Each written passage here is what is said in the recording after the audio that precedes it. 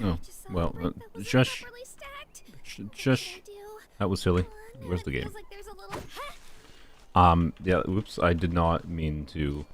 Why is there a message already deleted in the chat? Thank you, Sylvian, I guess, or whatever that was. I did not mean to forget to change the thumbnail. I made the thumbnail, and then just didn't set it. Oops. Good job, me. We'll see if that affects my metrics at all, but it was just for the scheduled stream. Should be updated for anyone watching a VOD or watching now. So, I got plans to stream. A lot of them. Some of them might have to wait till tomorrow. Like, depending on how... So what we're going to do with Shatter Kachina is just some initial testing. Basically to see if I want to do a DPS Kachina video again by doing Shatter DPS. Because I think... well, okay. One, pre-C6, I'm very confident Shatter Kachina is better than not Shatter Kachina. The two things I want to test, and we're actually going to test on Polearms Only, because I think Polearms Only will be interesting to see how good it is on this account. So we're going to use Raiden, Candace, Rosari together, because I think the concept is pretty fun, I think. Wherein, you're right, Kachina can do some geo damage in AoE here, right? And geo damage will always proc Shatter. And we can have Kachina on field, or whoever else on field, doing Hydra application from the infusion while this is going. Her turret is going. And get some Shatter damage, and then we can also situationally jump on it if need be for the fun of it. And this counts as a normal attack animation, by the way, so it will trigger Candace C6, and will trigger Xingqiu as well. Like, realistically, Xingqiu is going to be the better variation, if I understand. If I make a dedicated video, it will probably not be on my Polearms Only account. But I think it's interesting to test, because I think it's a cool way of potentially using Candace. Yeah. So, we gotta reconfigure some builds, though. I already reconfigured Raiden before the stream. That's probably why I forgot to do a thingy. But anyways, this stream is going to be slightly shorter. We're going to do some co-op thingies, though. Well, I say slightly shorter, but the stuff I need to do in co-op might take a while. I have, like, 3.5 hours left on Weapons Only to go finish the farming for the weapons I want to level up. So... we'll see. I would not be in a rush. Oh, thank you for joining my bosses, Bunjen. I would not be in much of a rush if it weren't for the fact that my friends last evening were like, "Oh, we're not going to be available because of the Thanksgiving weekend dinner thingamajiggers," and I was just like, "Oh, well, that's annoying." Because I literally, like, 3 hours beforehand announced on my Discord that I'd be streaming today, right now, to you. And I also had decided not to stream yesterday, even though I could have. I just didn't, because I was like, I'll stream tomorrow instead. So that, oops, oh well. Anyways, point is, hopefully shorter stream. We'll see. Go condense resin quick. I used my resin last night at like 4 a.m. when the daily reset happened here. No idea how he counts with multiple accounts. I mean, mostly I play 2 accounts, and this account, Polearms Only, is usually very, very low time investment. The only annoying thing, really, on a recurring basis on this account is the events. They've also been doing more FOMO things, to be clear. That makes things annoying, but that's whatever. Like, I'm not going to stress about trying to get the FOMO exploration rewards or anything. What am I doing? These. So yeah, the plan for Shatter Kachina to test here is there's 2 different builds to test on Kachina herself. 2 different, like, concepts for variations of the team. One is the build I currently have equipped, which is maximizing her own personal shatter damage over all else. That's the core idea, right? So Dragon's Bane for the EM it gives, and 4-piece Gilded Dreams, 920 EM. I do want some ER to help extend her uptime very slightly. It's not going to be amazing, though. But we'll see. There's some weird nuance here in that I think Candace can also trigger Shatter, by the way, because I believe Candace's skill, that, will probably be a blunt attack that triggers Shatter, which is interesting. Like, there might be some things to do with Candace Shatter, but then also I'm quite confident that attack behaves very similar to a Claymore attack normally. I didn't double check this data, I could be wrong, but I'm pretty sure attack number 4 counts as a heavy attack too. She's not going to be a good Shatter unit, but there is the possibility to, like, trigger Shatter with her, maybe, and theoretically could build some EM on her. I'm going to leave the current build I have on her. because she'll do some decent emblem damage and she'll get her burst up. We're mostly testing the nuance of slightly different things here. I could min-max her build if I wanted. I'm not going to, okay? Actually, I will maybe try to use this. Okay, yeah, we'll see if that's enough. We'll see if that's enough ER. So that's a meaningfully better build. We'll see if that's probably fine. With Fav, yeah, that should be fine. It should be fine. Alright, so anyways. That'll be the build on Candace. Raiden, I'm leaving on her hybrid build. Well, normally she's been on Tenacity, really. But putting on her hybrid build, because she'll do off-field, like, Superconduct damage. Superconduct was also buffed meaningfully, right? So, her and Electro Charges, whatever, right? That'll be something. It's damage off-field. It'll not be nothing. On top of the talent damage. So, I think the hybrid build works. And plus, the fact that Kachina doesn't have super high uptime means I think after, like, Kachina's done, because we're gonna have to, like, wait for her freaking cooldown probably to come back for a good 5 seconds, I could probably burst on Raiden, I think. Maybe not consistently, but I think it'll work. That'll be interesting. And the Rosaria, we do not need Guilty Dreams on. Theoretically, the best build for damage orientation would be Blizzard Strayer, actually. I don't have it. I think. Oh. Wait. I don't remember ever farming Blizzard Strayer on my Polearms Only account. No. Why did I just forget these? Okay, never mind. We'll test Blizzard Strayer. But before we test Blizzard Strayer, I'm going to test again. The first test I want to do is full EM Gilded Dreams. Fall on into Kachina. But the other thing I wanted to test, and this is part of why I want to leave Candace on Emblem, is we can put Kachina on this set, right? The Scroll of Cinder City set, which means she can do some defensive utility with shielding, her EM scaling crystallized shields, right? She can do shatter damage on field, and then she can do buffing. And which elements buffing how consistently? I don't I don't know, right? But I think that's realistically going to be better, right? It probably is my guess, but we'll test that out. So we're going to test out this, and part of that is we're going to put, well, I was going to say we're going to put Rosaria on Instructors. I don't think the gain from Instructors will be significant enough, plus with the downtime and how it constricts rotations in this situation.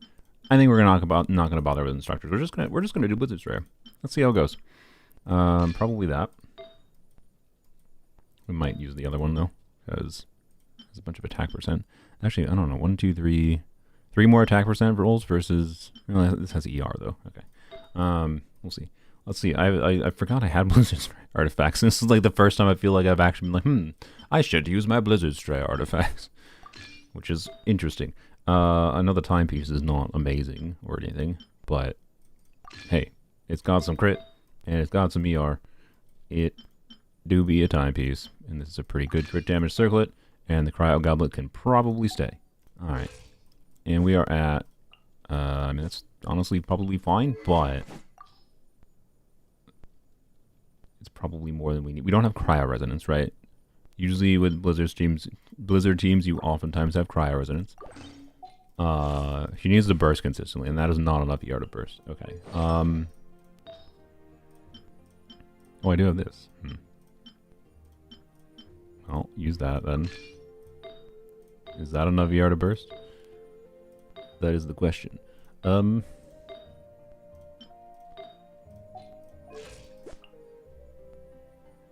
Well, hopefully the answer is yes. 22,200 HP is satisfying. Alright. Sick. So, yep, we're going to test Kachina on Gilded Dreams versus the buffing set, right? And I think the buffing set will be better. But this is a much more interesting way of doing DPS Kachina that I suspect will be higher damage output than normal DPS Kachina could be. So, yeah. Build Mickey's a must-pull character? Yeah, for sure. Alright. And yes, we're doing it in Abyss right away. Alright, so... I don't know where we launch Kachina's skill. And I think we launch Kachina's skill on a rotation at the very start, because we can do Kachina into...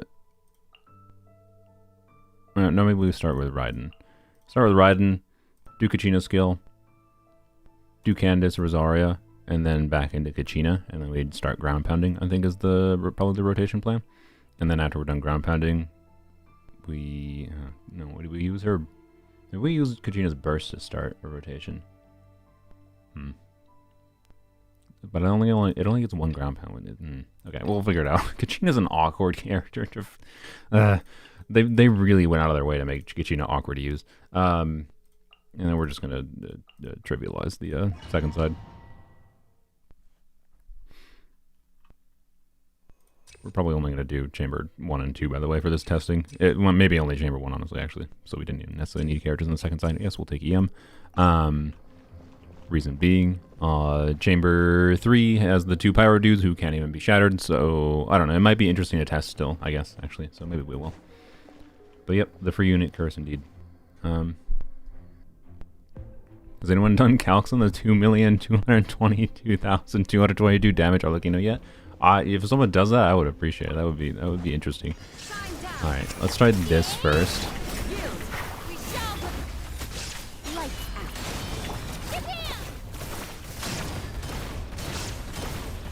Okay, this is kind of what I thought would happen. Okay, I might have to go onto my main account to test. I was hoping Candace's C6 Hydra application would line up a little bit better than it did. Wait, was Candace C6? It should work. This counts as normal attacks. It doesn't work. Why?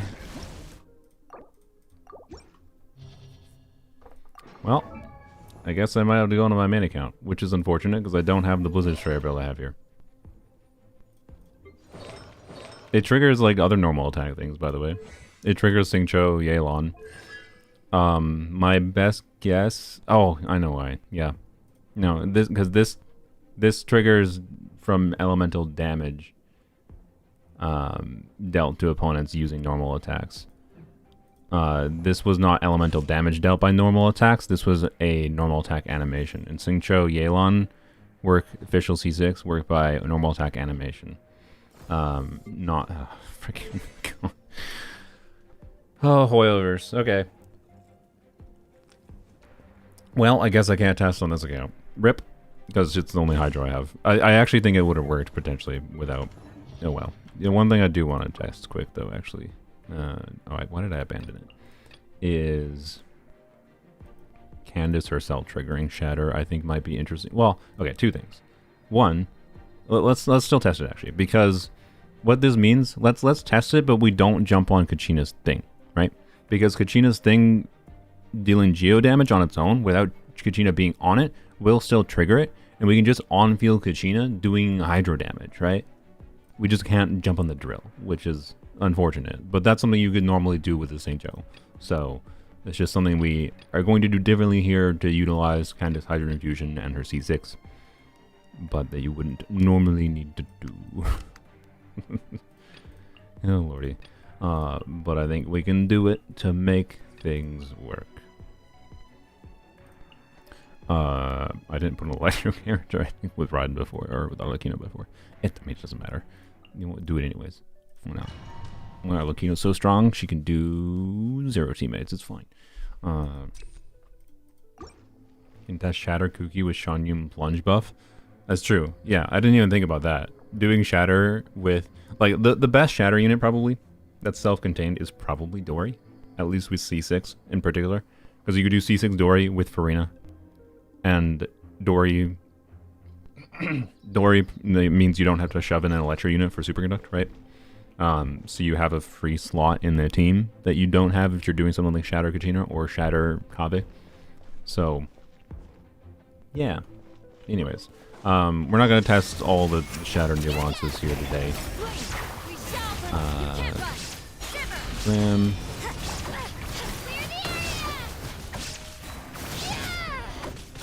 30k shatters? Alright. That is less damage than I expected from the shatters, to be honest, compared to what we saw before from oh gosh. Candace ER. Oh my lordy, man. Okay. See, I should have left the 200 ER build on Candace.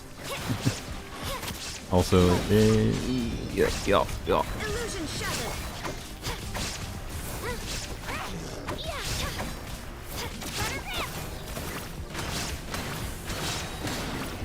I was trying to jump off of it. I didn't mean to do that. Oh lordy. Well, on this account, I can tell you, Candace does not work very well. This does not seem to be inherently a Kachina problem. I think this is a Candace problem. Oh well, Mihoyo doesn't want us to have more universally useful Hydra options. Who knew? It works for a bit, to be clear. It's not no damage. I think that's worth mentioning. But and then we can do this. We can miss on Red, exactly. Which we apparently need to do though, in order to actually use the characters.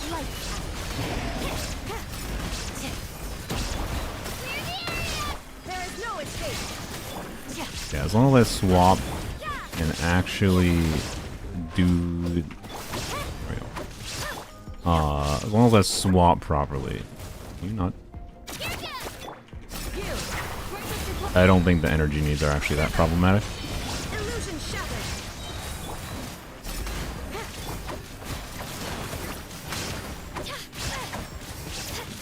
Okay, I really wish I had energy on Kachina. I put 170 ER on Kachina, by the way. Alright, we'll go on to my main account here shortly.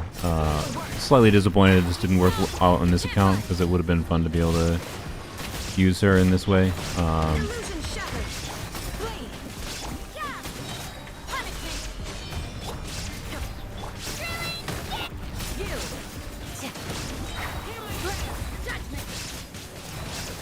When it's going here, it's not bad. It's just it lacks the right engine going on. Oh well.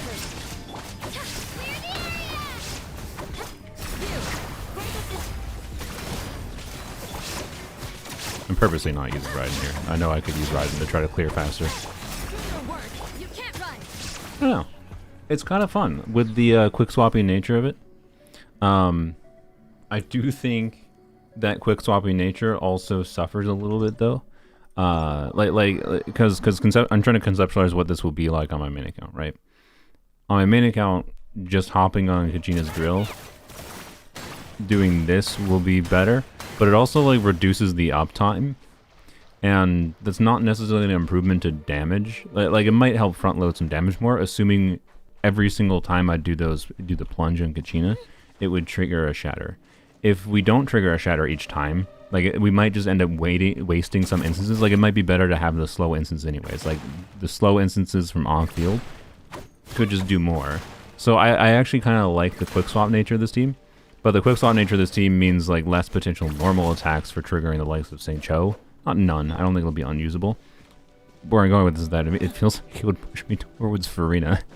So, and then that means it's like the same conclusion as Kave might have been, where like, this would have been a lot more comfortable with a certain character coming. Slow off-field geo application, yeah, like she's kind of a bad albedo in this context. For Shatter, and Shatter albedo definitely works. Albedo gives like an EM buff and whatever, and you do like even enable plunges, of course, right? He's a very fast plunge. But, so his way of doing Shatter is a little bit different, of course. But Kachina's way of doing Shatter is still kind of interesting. I think spec'd around this swampy utility. It's just weird. It's just weird is all it is. So, yeah, I don't know. Let's go test my main account quick. And again, the most interesting thing I think that Kachina really has for Shatter is that we can sacrifice a little bit of Shatter damage and put Scroll of Hero of Cinder City on her, right? So we're gonna go on my main account and put Scroll of Hero of Cinder City and see what we can do with that. So give me a second. Turtle. Alright. And and then we will... I'll briefly show VV on Chasca again, by the way. I still haven't finished editing the short, I'm sorry. Whenever my brain gets into I need to edit a short mode, I just end up struggling. Like, I recorded like 5 minutes of footage with the intention to cut most of that out, and just like saying different things in case I wanted to decide that these different things should be said in the video. And short videos can be like 2 or 3 minutes long now, which is good, but boy do I not have the right brain for short content, because I feel like I'm just removing information that's important. I think I've settled on and going to put a message at the end being like, more info in the comments or something. And hopefully people will go there. So, anyways. Well, the reason I'm mentioning VV Chasca in the title, as well as right now, is yesterday I farmed a little bit of VV. And by yesterday, I also mean this morning when the daily reset happened. I actually already did that, and we'll go do it again here 1 second. The reason I went to farm VV is because I realized I didn't have full EM available on Maidens, and I want full EM available on Maidens for Sitlolly.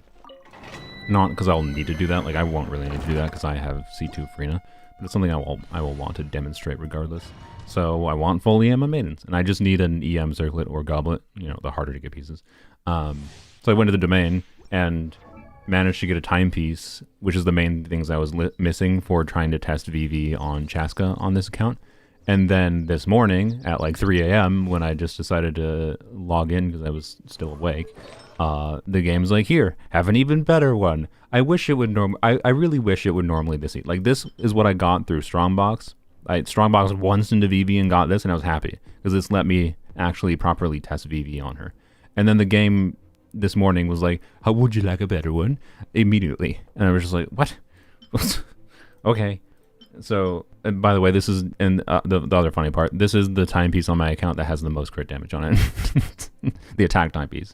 So, weird is all I can say. But thank you. So I have a good VV build, to say the least. What I can say right now is like, I'm definitely not universally going to recommend VV on Chasca because it takes a higher investment, I think, for it to get to the point of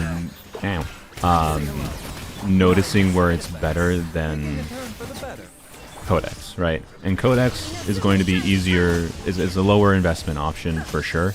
That will be way easier to build. But like once you get into high investment, Codex becomes in many ways more annoying to get to min-max compared to other artifact sets, because on Chasca at least, because of the reduced value of crit rate. So this could have been an EM circlet, yo. But instead you gave me crit rate. Cool. All right. It's sick. Anyways, I don't look at those.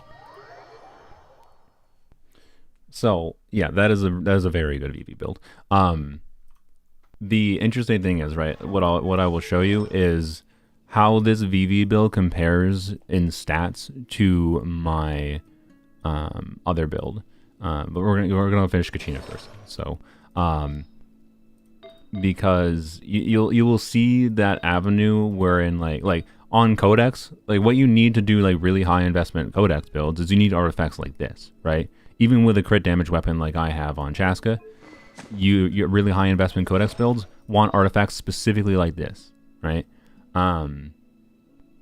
Like if I got this artifact but with, you know, say 10% crit rate, an extremely good artifact, 5% or 6% of that crit rate would be a dead stat on my Codex build, right?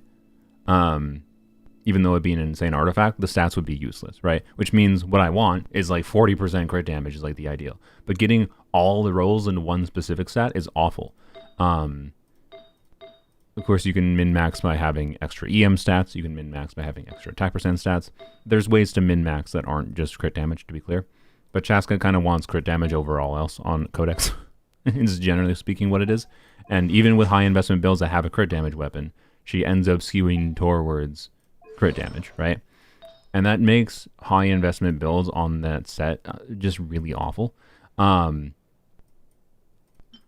high investment builds on something like VV can very much compete and can be better. So, and even when, by the way, the short video that I have, that will be, which is on my brother's account, because his account had much more flexibility than mine had for actually testing VV properly. I tried to completely account for the extra crit value that Codex gave.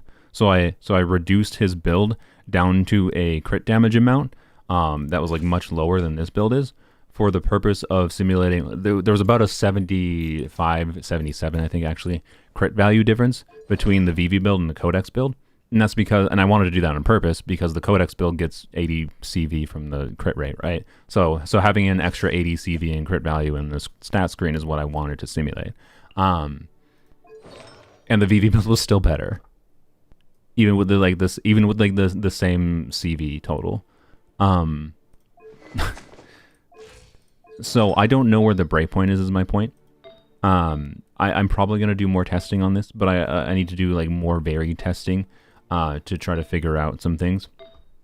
Like some of the most of my testing was in Abyss. The Abyss Blessing might be affecting things. The specific enemy I was fighting against, I do think may have biased slightly towards VV, although I think in a way that is completely fair, because enemies always have kind of weird variable resistances where VV could be valuable. So anyways, point is, VV on Chasca I actually think is better. I do think it's better now that my experience has been the same on 2 different accounts using a VV build on her versus a good pretty high investment Codex build versus a good high investment VV build is similar.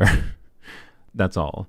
So anyways, yeah, I know I forgot Deepwood. Did you not see the pinned comment? I'm aware, but also it didn't matter that crazily much, let's be real. Not in the Farina team, at least. It mattered more for the Xingqiu team, but then what also mattered more for the Xingqiu team is that Xingqiu wasn't level 90, because Xingqiu was the one triggering blooms, and therefore the bloom damage was super reduced, and so it didn't even matter, right? It didn't matter in the Farina team because Farina did a whole bunch of damage, and it didn't matter in the Xingqiu team because Xingqiu wasn't level 90. So it was a mistake. I put a pinned comment. I mentioned that was stupid in that, oh, there's room to grow. Like Farina, Rosaria most notably should have been on Deep One of the team. Anyways, I'm well aware. Thank you, Gerardo, though. I'm well aware. Anyways, we'll do Chasca VV things very shortly. That won't be that hard to show. I want to check Kachina real quick. I think I already have her equipped with VVEM stuffs. That's not exactly ideal, but we'll just leave it on her, honestly. I see. Oh yeah, I forgot. I swapped over onto that. That's fine, and that's fine. Alright. Sick. Dragon's Bane. So, about 800 EM. Dragon's Bane. Not enough ER to burst consistently. Whatever. Whatever, in my opinion. Actually, I mean, in that vein, if we don't care about bursting consistently. Why did I even lock? Oh, it has ER, that's why I locked it. Let's equip that. Bam. Sick. Perfect. Alright, now over 800 EM. She's level 87, which is going to slightly reduce shatter damage. Whatever. We're testing functioning more than anything. We'll test the same idea as I did on my Polearms Only account. Just my Rosaria will be on a emblem build, and that's going to do less damage than that freeze build would. And then for the Hydro, I think we'll test Xingqiu. Well, maybe we could test Farina, but there's literally, at least in the Kave team, Kave was healing for Farina, but anyways. We'll see what happens here. Just want to test the overall functioning. There's different ways to potentially min-max this stuffs. Should we do Raiden again? Let's do Raiden again, why not? For the Electro. Do Hybrid Raiden again? Sure. I say yes. Because Oron, I don't think it'll be whatever. Okay, Kachina. The idea, it would be nice to be able to get a... Maybe we start with Kachina Burst. Hopefully get a... Well, no. Yeah, we start with Kachina Burst. After Raiden E, get the Crystallized bonus for Raiden, right? And then we, Actually, no, we have to do... Okay, well, let's just do Xingqiu, because his uptime, right? Raiden E into Xingqiu. into Kachina Burst, into Rosaria, back into Kachina. There we go. What are you doing? We're testing EM Kachina on doing a Shatter shenanigans. And then we are going to do, I want to showcase VV on my main account instead of just on my brother's account on Chasca to show you that it wasn't a fluke just on my brother's account. VV has very much has the potential to be better. To be clear, my VV build on my account is better than the build I showed on my brother's account, I would say. So it's a little bit more biased towards VV. I have less flexibility, but again, I've said before, my findings were that like even lowering the crit value a ton on VV, the breakpoint is lower than I would expect. I don't know where the breakpoint is for VV to start being similar to Codex, but it's lower than I expected. And I think the number one conclusion is, especially if you have a crit rate weapon, if you have a crit rate weapon like Skyward Harp, the Battle Pass, the weapon, the new one, not Beer Doesn't Hunt, that's not very good for her compared to this one. And she's already pretty single target focused anyway, so this is just pretty good for her. Like crit rate weapons, I think will make VV even more relevant, right? So, anyways, let's see.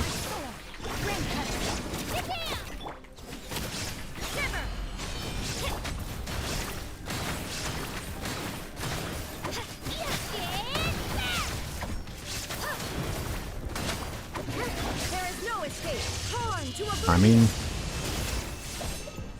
I don't think we have any damage bonus on Raiden. I think we were getting damage bonus probably for like Cryo.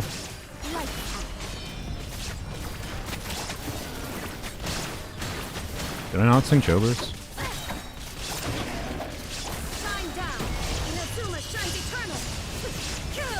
Maybe I did have burst on it. That was a 40 guy. I mean, the damage is better than I would have expected, honestly.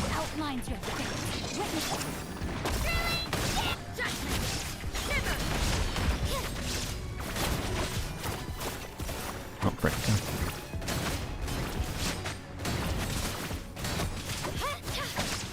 It runs out so fast, though.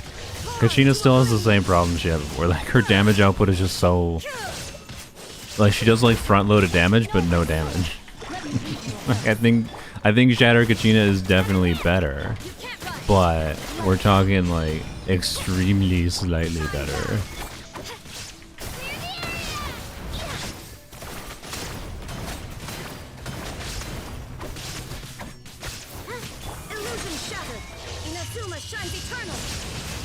It's not very good. I don't know. The right, like I think Fischl might unironically be a lot smarter here, as a way to take advantage of the EM or the damage bonus from Kachina, but I also am very not confident how consistent we are getting the Electro bonus. Let's watch for a bit what crystallized shields we were getting, because if we're getting Electro crystallized shields, that means we should be getting the thing from Kachina, right? Well, no.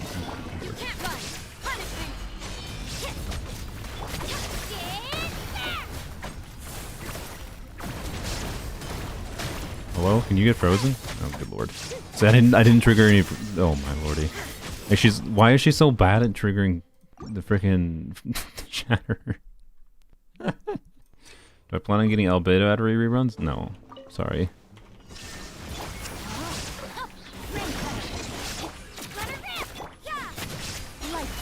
Like, I think she's just better triggering Shatter when I'm not on-feeling her. Like, that's kind of an interesting thing, right? Like I think it's interesting that this potentially lets her get some more off-field damage, right? Just let her do off-field while I do things on-field.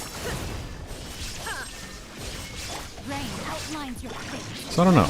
Like, it's off-field Shatter. It's not, like, better than what Zhongli does for off-field Shatter.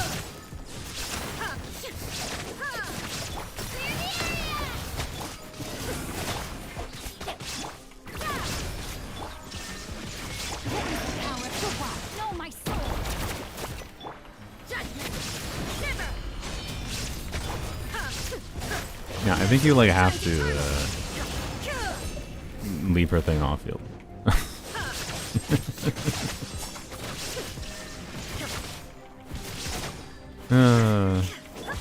Body, let me read you a book. Rain. Let her rip. You can't run. Punishment.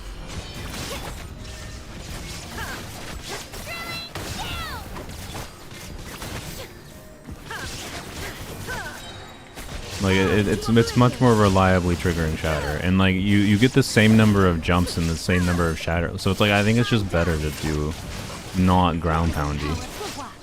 I think that's my conclusion. I don't think this is good enough to be worth a revisit. I do think it is better to do Shatter Kachina versus I'm gonna stroke versus whatever. Like, it's not very good. Is it unusable if you adore Kachina? No. Is it as fun as Shatterbloom Kave? No. Because like Shatterbloom Kave has the fun nuance of balancing the shatters, which are always going to be inconsistent because it's tied to like freeze, right? But he balances that out with also doing his bloom things. Even if the bloom, if individually that the bloom and the shatter damage is not crazy on Kave, but when you put them both together in the situations where both can happen, it's really fun, right? It's visually stimulating, and there's like an engagement with when to use his skill to watch for things and like bloom core generation. Kachina has some interesting potential in the intersection of like, is there off-field units that can do, or sorry, off-field or on-field, since she can trigger shatter off-field. Is there off-field, on-field units that the conjunction of her being able to do some shielding utility with the crystallized shield, and some buffing utility on top of like some off-field shatter damage? Is there like an intersection there, right, where you can find the right team for that? I think with Sitlali, maybe. Because, like, imagine the Sitlali variation of that team, right? Where we do Sitlali on Prototype Amber. Prototype Amber Maidens fully M, as I mentioned before. With Farina. So you would not need a C0 Farina. You would just lose a little bit of damage bonus by doing Maidens. Prototype Amber as your main source of healing. So, like, Sitlali's damage, both her, like, multiplier damage that she gets, but also the reaction she triggers. So, like, Sitlali, Farina, Fischl probably, and Kachina, even with the inconsistencies of freeze triggering with how Farina works, could be kind of interesting actually, I think. But I don't know. As far as like units to do shatter on, so all geo damage can do shatter, and then it's blunt attacks, which we'll just simplify to Claymore. Oh, it only does both. Oops. Okay. Well, first of all, show geo units. So, like, as far as geo units for shattering, I think she's one of the better ones, but probably like Shatter Ning Wong is probably quite a bit better, I suspect. Heck, Shatter Navi is probably better. She has off-field geo. Probably for better uptime, especially with I have C1, so actually C1 gives her, I think, a 12-second cooldown on her burst. So, like, actually, I don't know. Off-field Shatter Navia is kind of a funny idea, now that I think about it. So, like, I don't know. She's one of the worst Shatter units, I think. But sadly, that still is probably the best way to get damage out of her. Oh, well. Yeah, as far as Claymore units goes, Electro or Cryo Claymores should theoretically be best for Shatter. Binge, who was on my stream a little bit ago, was doing some stuff with Chung Yun. The way the Cryo Infusion doing Shatter things with him. So like a variant of like Thundering Fury Razor with Cryo instead of like C6 Bennett stuff. And that's super cool. Chung Yun himself should be an interesting option again, because the reasoning is they provide one half of the component of the superconductor reaction, right? So, and then the other half can come from, right? So the other half, in the case of like Chungyun, would come from your Electro unit off field. In this case, would be your Cryo unit off field. So there's different ways of doing Shatter things that I think is pretty cool, right? So the most relevant Shatter units in the game is Dory with C6, especially because of Farina's existence. Like, is a pretty strong synergy. Is probably one of the most compelling Shatter teams you could have, quite frankly. Fremine could be interesting, for sure.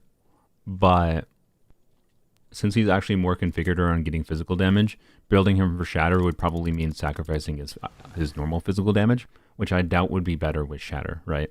So I don't think he's actually that meaningful. I think Razor, since you already have reasons to do like weird Polearms builds on him, would make sense.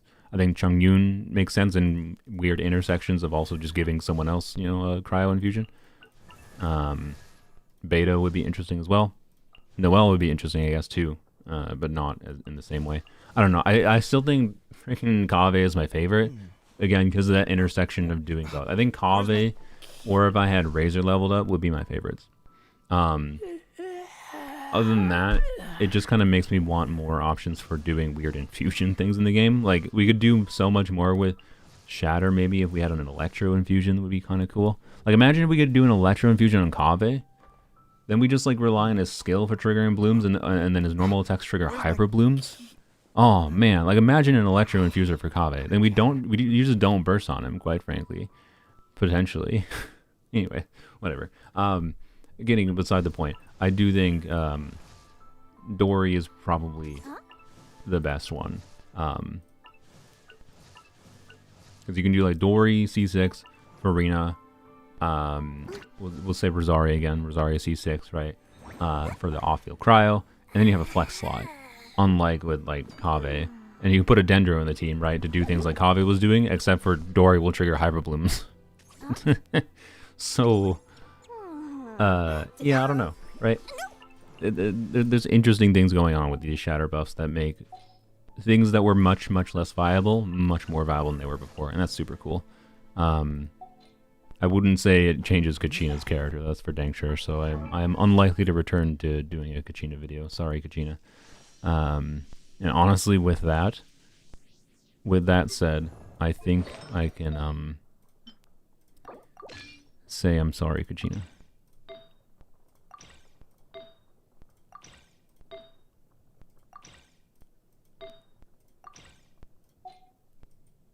This is your fate. I will leave a star on her, though, actually, because I still might use her as a low investment unit. But yeah, Hyper Shat, exactly.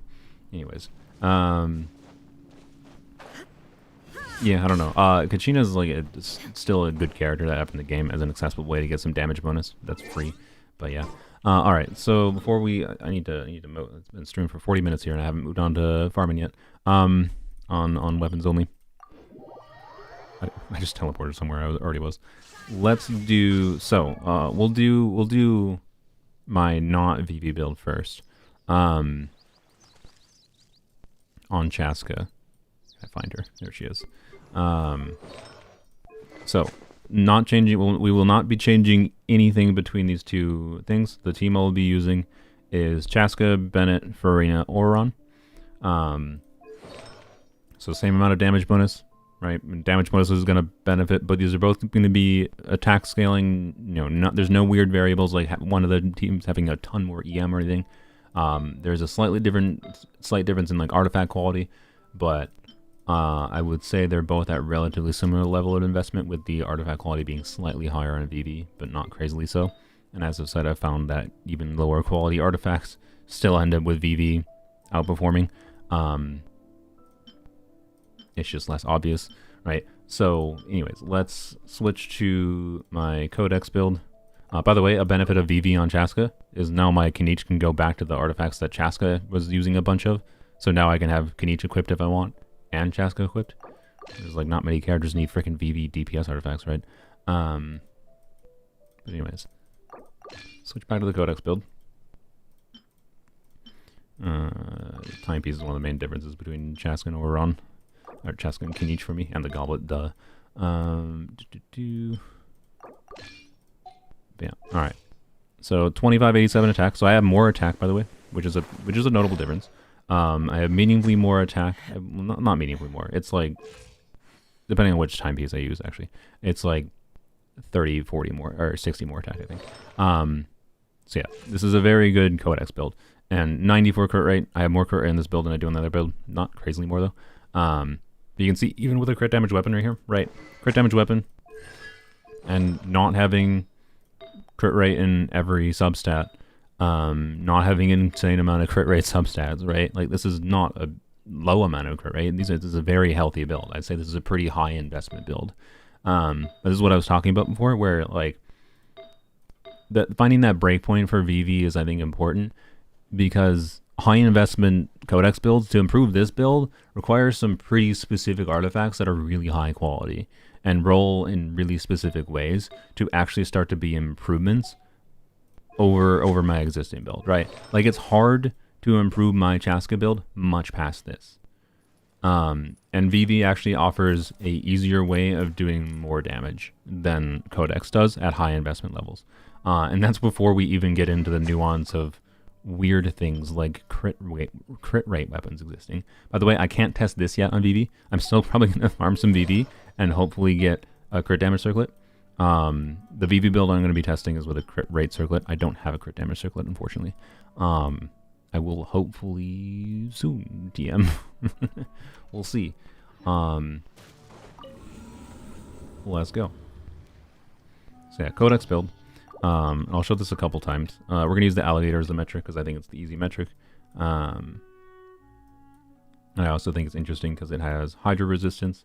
But to be clear, like whether or not a given build is better against any specific situation with Chasca is very much a breakpoint situation of whether or not you can kill an enemy in less charge attacks. And that's why I find the alligator fitting for this demonstration, because it pretty clearly demonstrates it. I have, well, okay, in my testing so far, which was yesterday with a different Abyss blessing, I don't remember what I think the blessing was attack percent, so we'll see what that does. In my testing thus far, I have not seen the, I have not seen my Obsidian Codex build on Chasca a single time be able to kill the alligator in 3 charge attacks with Chasca. The VV build can. Not 100% of the time, but quite consistently. And it's not that hard to reset for it. Not too far now. Tell me what you see. Let's light it up. Open One. fire. So the Codex build is more consistent, but consistently worse. You can see it's going to take 4. Right? That's pretty much always what the experience has been, and then, use first, whatever. Yep. Show it to you a couple times just to do that. It's easier to get a good crit ratio with Obsidian Codex? Yes. I was not universally saying, "Ah, you fools, you need to do VV." No, I'm not stupid. I know. I've said 100 times that I'm not universally recommending VV because Codex makes her much easier to build. But when we're talking about actually invested builds, I'm pretty sure VV is better. So, and I've seen this on 2 accounts now with the C0 and C1 Chasca, and not even in with the situation of crit rate weapons. Like, I would expect crit rate weapons is where she would shine the most with VV. See, it's 4, yeah, pretty consistently 4, which is good. It's not like it feels like crap to use her on this build, obviously.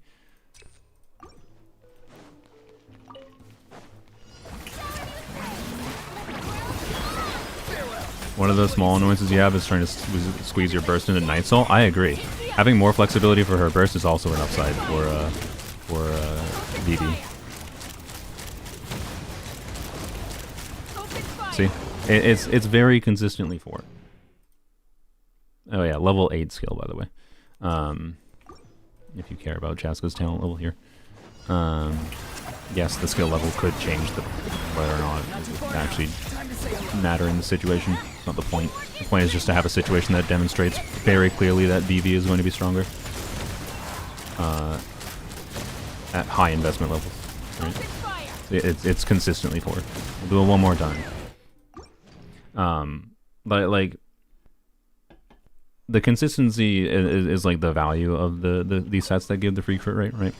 The consistency and ease of building, but for really high investment builds, they start to just like not compete, especially in a situation like this one with Chasca and her access, her unique kit having unique relevance to putting VV on her for buffing all of her elemental damage and buffing your off-field teammates damage.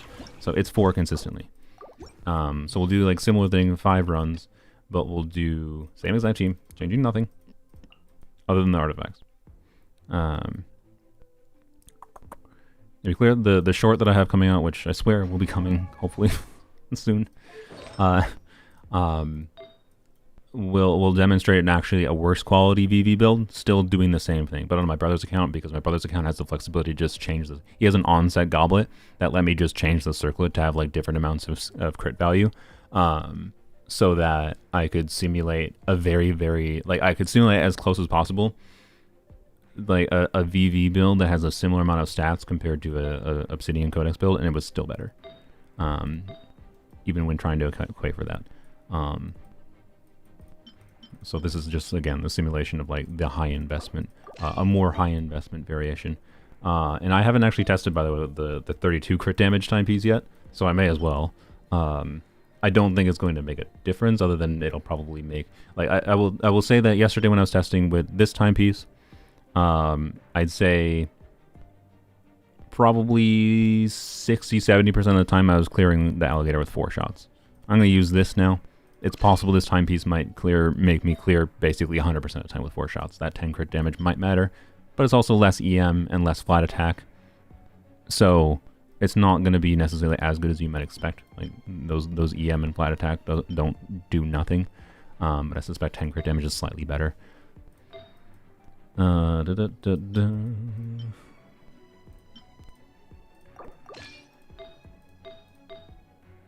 This is kind of the kind of stuff, by the way, that's like, no one did VV math for her because it's awful.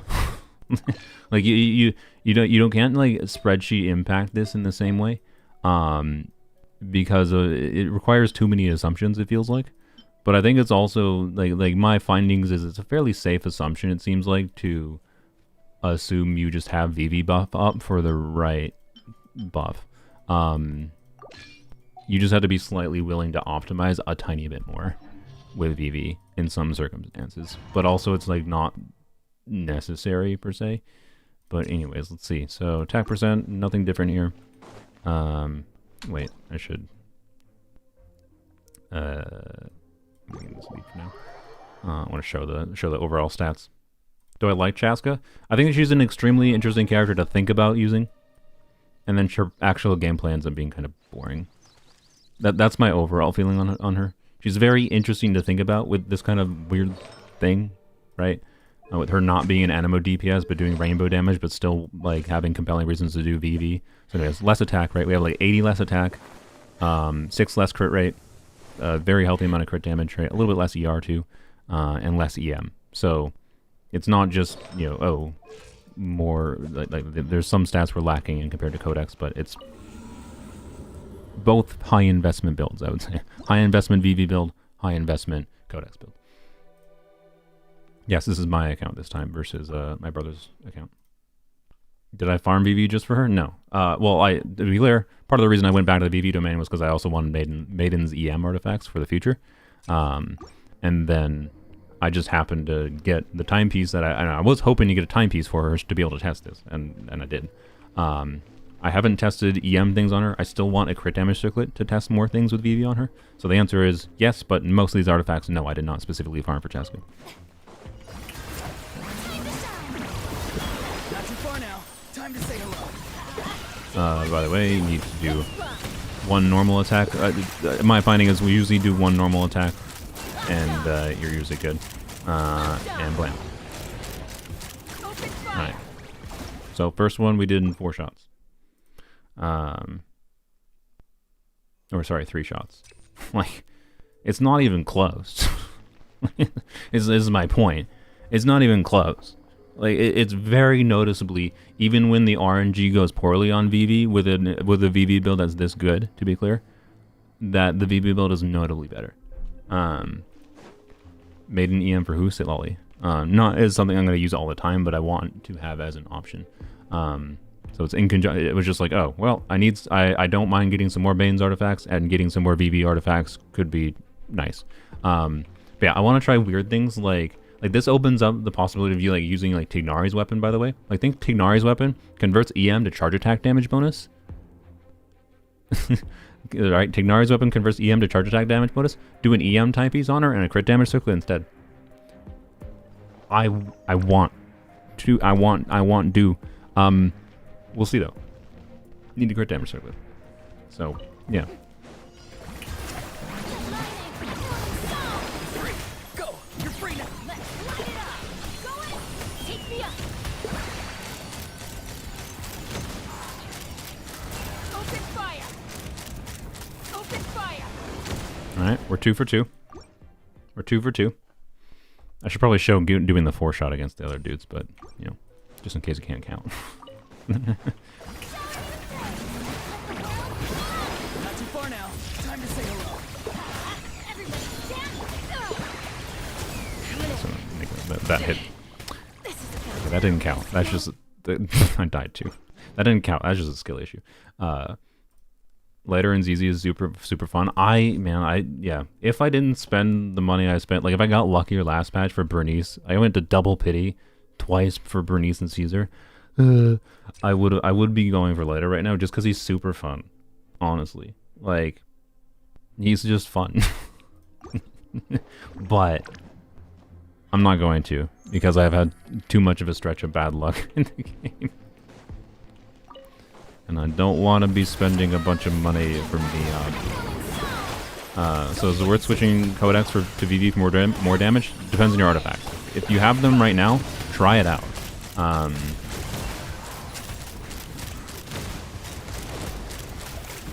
We're 3 for 3.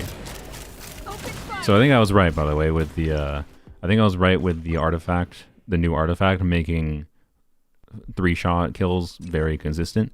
Because yesterday, 3-shot kills, probably 1/3 of the time were not, just barely. It was still noticeably better as far as like if you watch the HP, how much the HP goes down, like for the average shot that she gets out.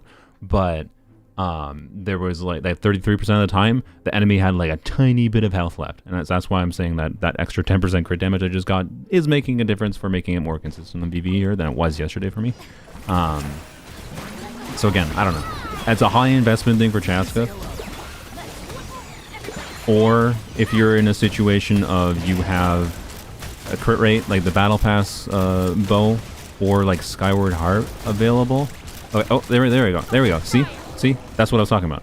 So it does still happen. It does still happen, right?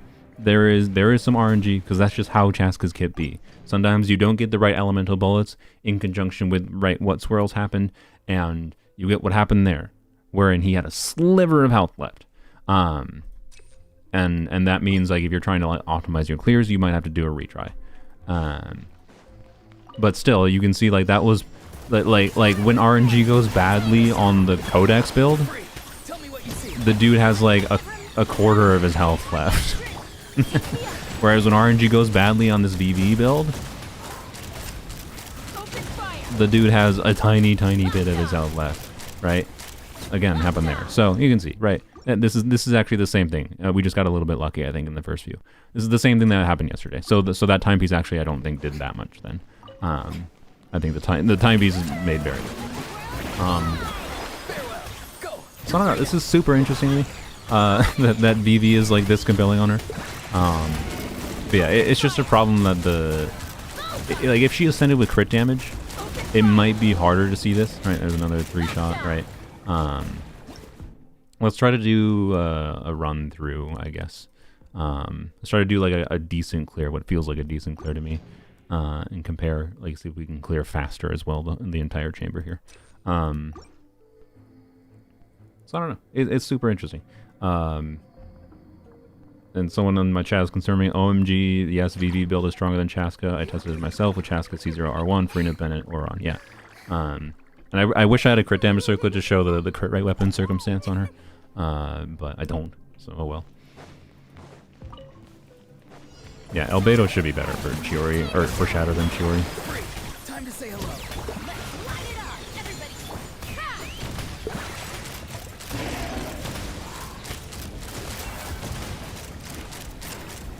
Oh, I think I got a little bit unlucky there. Oh, okay. Down. We'll retry till we get the right luck. I don't know. I don't mind this at the investment level my build is at. I don't mind this level of optimization. There's slight optimization, by the way, because maybe the fact that I have like 6% lower crit rate is part of the factor of this maybe being slightly more variant as well, not on top of the my throat, on top of the weird getting the right swirl buffs for the right instances of damage that happen on the alligator.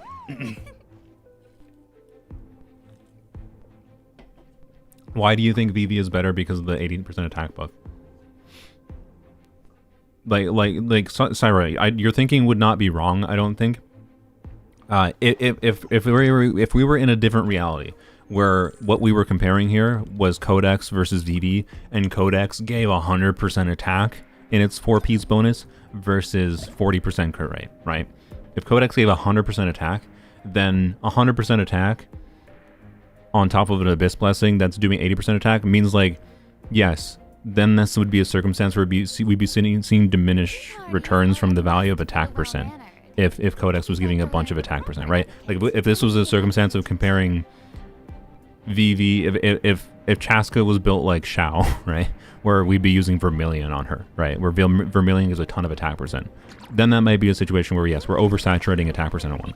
We're not. We have very similar, like, baseline attacks stats on each build, and attack percent is benefiting VV, and attack percent is benefiting the Codex build. Like, I don't think there's a meaningful difference in how much benefit we're getting from the Abyss Blessing between these two builds.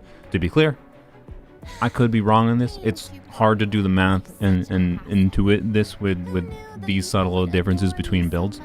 But I highly doubt it, based on my understanding of the game. Because of the element's resistances.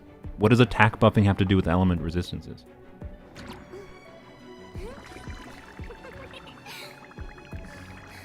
Yeah, I already did Shatter Kachina. Do her constellations matter when calculating VV versus Codex? Not as far as I'm aware. It's the same thing that we were talking about with attack percent. Like, yes, C1 will give her more elemental damage. C1 will be more damage. So C1 will make it more likely that you notice the difference, that you notice how much better VV is. This is what I would say.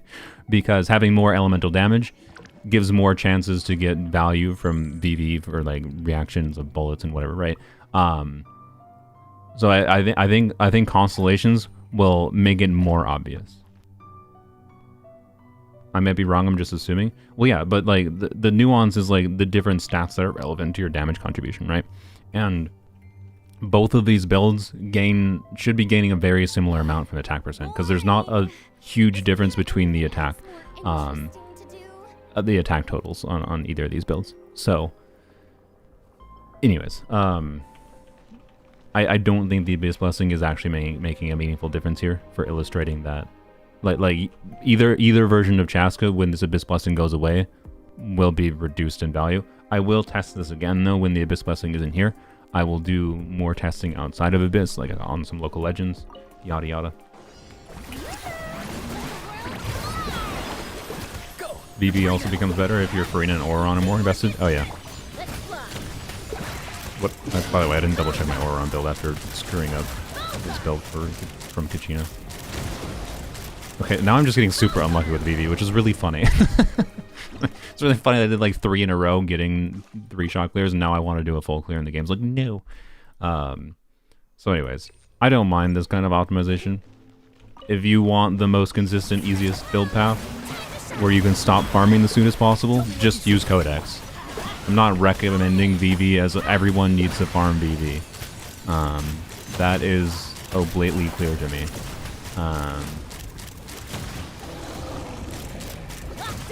Oh, okay. That happens sometimes too. Relatively rare though.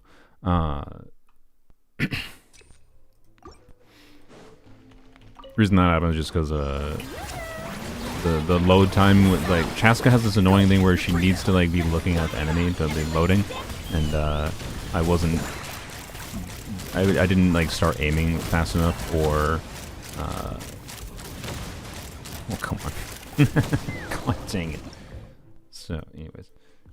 Or we're on using Elegy here. Yeah.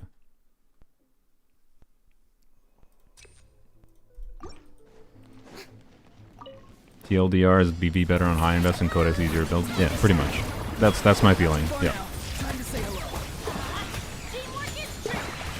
hello. With weird nuances to like, okay, you should maybe seriously consider VV if you have a crit rate or crit rate weapon. Bro, how am I getting this unlucky when I was? I swear that, you know what I want to try? I kind of want to try the other timepiece that has slightly more EM before. EM has increased value on VV, right? It wouldn't actually surprise me if the circlet I have, or the timepiece I have with less crit damage and more EM is better. Because right now it's seeming like my 30% crit damage one is more inconsistent than the 21 crit damage circlet. But that also might be a factor if I had a different Abyss Blessing yesterday. I don't remember what the Abyss Blessing was yesterday. I know it wasn't crit, but it might have been a different form of damage bonus or whatever that was actually causing this. So let's test this timepiece. So what looks like a worse timepiece for sure, but it has some EM and a little bit more attack, right? 10% less crit damage, more EM, more attack. I really need to move on to farming on Polearms Only, or Polearms on weapons only. What? It's fine. We testing things I'm interested in testing. Oh yeah, let's double check Oron's build. Oh yeah, I've been testing him on Elegy with EM timepiece, EM goblet instead of Electro goblet and attack timepiece. It seems to not matter. That's what I'll say. Most of the situations I've tested so far, the EM build in some ways is better. Like the EM build is definitely better. I've noticed in Dendro situations with Oron, generally speaking, because he can trigger a bunch of hyper blooms fairly often. Doing like Farina, like I've been doing Farina Baiju Raiden, right, and like he's triggering some hyper blooms there for some period of the time in a rotation, and it's been better there. Not crazily so. And as far as like Chasca goes, I just haven't really meaningfully noticed the difference. Go! You're free now! Go in! Take me up!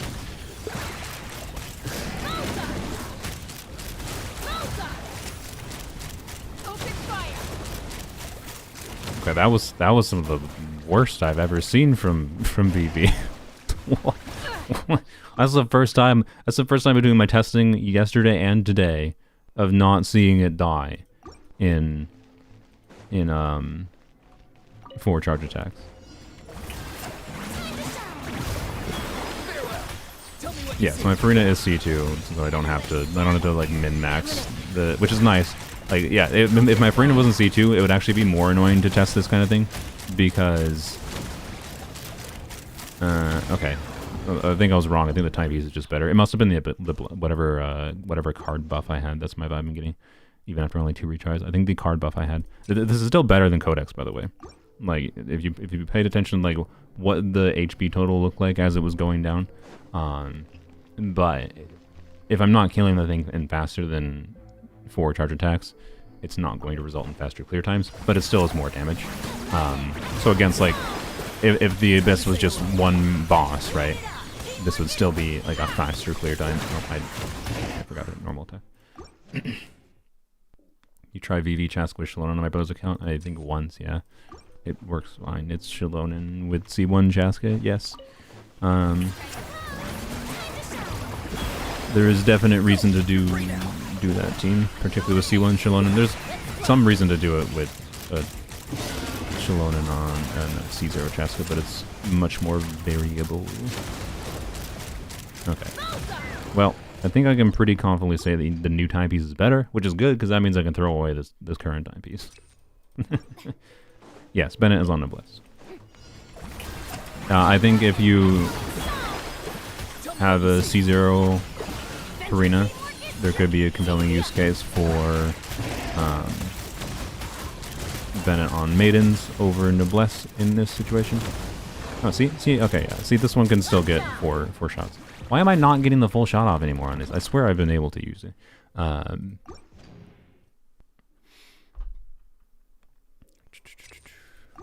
anyways, let's go put the other one back. Because I mean, look. There's a very, very slight difference between those two pieces. I feel like they're extremely similar. So I don't know. I'm not able to test the things I really want to test. Oh, you know what? Okay. While we're at it testing things, what I really want to do, right, is be able to test like this weapon on her, in conjunction with an EM timepiece and a crit damage circlet. But let's test, because I leveled up this yesterday as well. This was just one I had a long time. I didn't get this yesterday. I just never leveled it up, and it rolled decently well enough. Let's test this in conjunction with, right, so way lower attack, but way higher EM. I'm curious what this will do. That's kind of it. So, yeah. Not fundamentally different other than just swapping attack for EM. Will it be better? I have no idea. I've not tested this yet. But what I really want to do, though, is test an EM focus build with Tignari's weapon, right? That requires a crit damage circlet.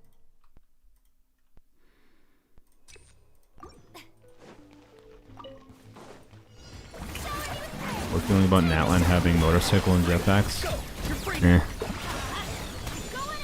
I'm not that much a fan of it, but, you know.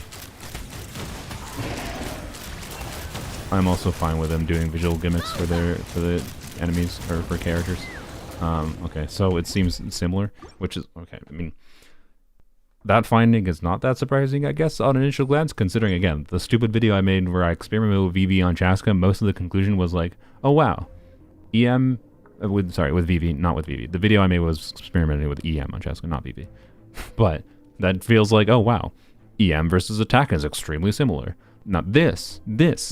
Right, this is a circumstance wherein it's hard to evaluate, and I forgot to say this in the Chasca video because it was stupid.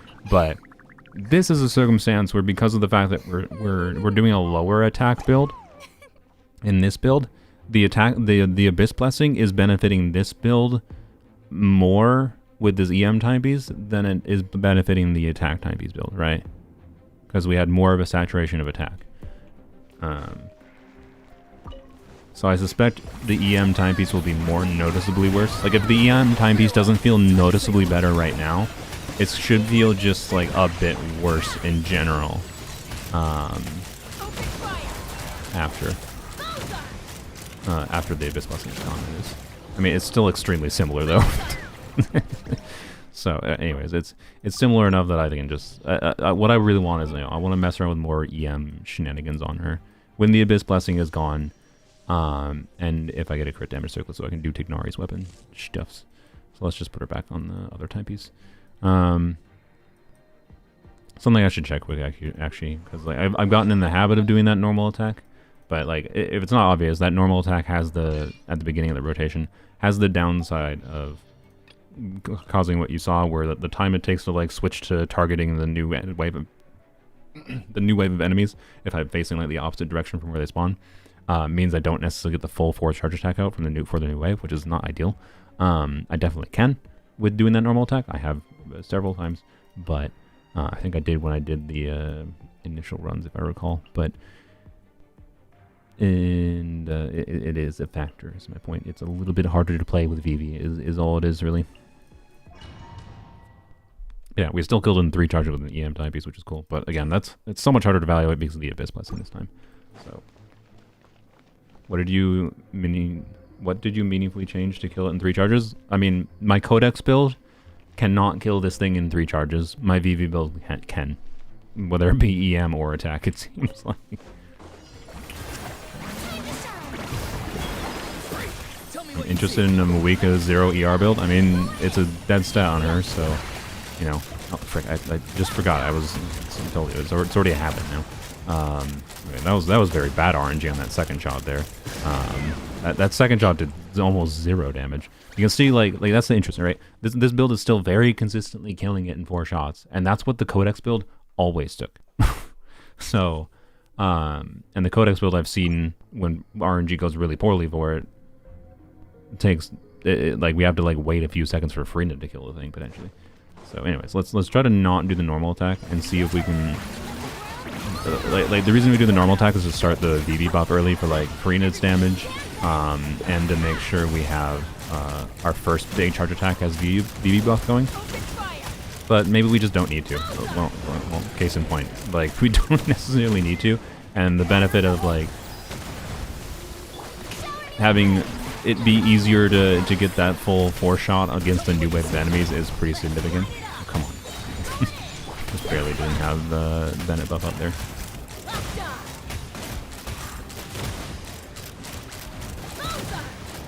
39 seconds.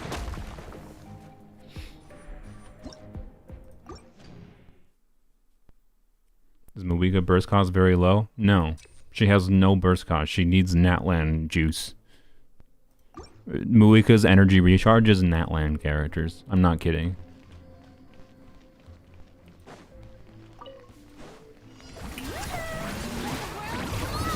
Farewell. Time to say hello. Everybody stand back. Really?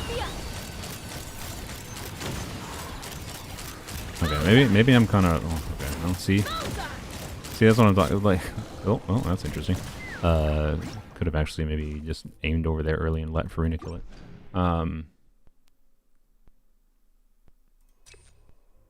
She needs normal. Yeah, normal attacks can also give her energy, yes, but it's only normal attacks specifically, which is awful.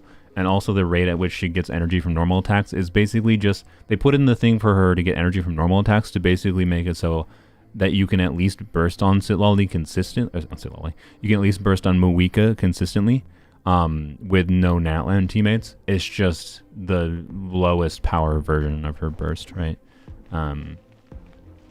So yeah, and yes, her the real energy recharge stat for I hate that this is the thing, but personally, the energy recharge stat for Moika is Shalonen. It's not a joke. It's Shalonen. Okay, see, I'm fairly confident doing that normal attack is more consistent, but I think whether or not you actually want to do it is a little bit dependent on the situation. It does seem like doing that extra normal attack is better for killing at least one enemy to start to get the VV buff started, and then you kind of don't have to worry about it again.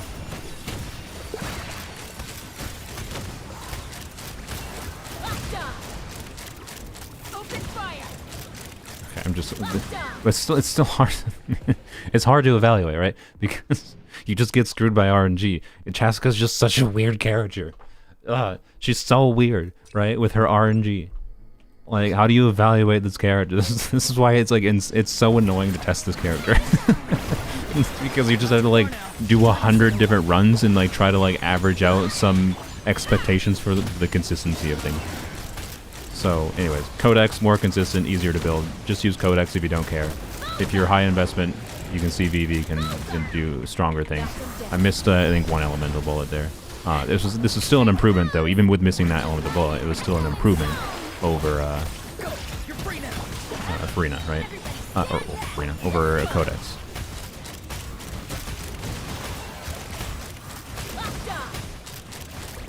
And it seems like even missing, missing that one bullet was not necessarily a direct cause of clearing 2 seconds longer or whatever, or 3 seconds longer. So point is, anyways, we got like about 40-second clears. Let's see what we get if we put her back on Codex quick. I should have done a full clear with Codex first, so I didn't have to switch back. But oh well. But yeah, I don't know. This is really interesting. I'm gonna keep farming VV because I want a crit damage circlet to test out Tignari's weapon on her. I think Tignari's weapon could be super weird and interesting because like Tignari's weapon brings up really weird stuffs. Quite frankly, like doing double EM main stat, I want to try. It'll probably still be the balance will be like EM attack crit damage even with Tignari's weapon, and with like extra EM and substats being the smarter direction to go in that context. But I don't know. I want to try it because like it's just weird, right? The value of getting charge attack damage bonus from EM, and all of our damage is charge attacks, and and then it's flat. Like I'm pretty. Wait, is it? Oh, I gotta double check how Tignari's weapon works. Increases charge attack. Yeah, it's a flat buff. This is a flat buff, which for some instances of her damage will do more or less, but I think like it will do a lot. Although the effect is removed after 12 charge attacks. I don't know how that is counted. Like does it count each one of her? Like does one charge attack count as 6 charge attacks hits for this? I actually don't know. I'm gonna have to test that. So I'm not saying this would be super compelling, but it'll be interesting to test. I want to crit damage circlet for it, but I can't. Oh well. Anyways, getting distracted. Put her back on Codex for the final like comparison, because I think like this 4-shot thing where like I can't get anything, I can never get a 4-shot clear, or sorry, a 3-shot clear. It's always a 4-shot clear, means it's probably going to be consistently like 3 seconds worse. And that's the question of like, does 3 seconds matter? No, quite frankly, it doesn't. Right? Not usually. Sometimes it does, but when we're talking an account that's invested as mine, it definitely doesn't. Right? It only matters in the context of just my own personal enjoyment for optimizing how the clears go. And that is like the main thing that's keeping Chasca engaging for me though, is like how you can do this weird RNG optimization on her bullet and do weird things with builds and play around with her like this. Even her active gameplay is extremely simple, but then in exchange for that there's weird optimization, is what it feels like to me. So anyways, also VV probably is worse. I didn't think about this actually. VV is almost assuredly worse against enemies with permanent... Well, actually, is it? Because you can still get... I actually don't know. I was going to say I think it's worse against enemies with permanent aura, but like I know you can still trigger, like you can still like the pyro rock dudes right at the end of chamber, or at the beginning of chamber 3 are still, you know, able to, you can still, like I trigger in the Kave video I made, I could still trigger bloom reactions off of them, right? So I'm pretty sure you can still probably get the swirls off of them. So I was gonna say I think Codex is worse against enemies like that, but it's not necessarily true. I don't think. Did you decide on C1? No. Or sorry, I did decide on C1. I decided not. If I really want to play C1, I can play her on my brother's account. That was my end conclusion basically, since he already has C1. Her actual gameplay is not interesting enough to me, I think, to justify it right now, at least. Why am I struggling so much with just switching artifacts? Brain. It's not a good sign. I'm making my friends wait for doing things with them, but oh well. Alright. So back to the Codex build. So more attack. Yep, there you go. Codex build. Which also has a little bit more ER. It's not valueless. If I end up getting a burst back and needing the burst to help finish out the dudes at the end, I'll use it. that is a difference. I don't think it's a very significant one, but it is a difference.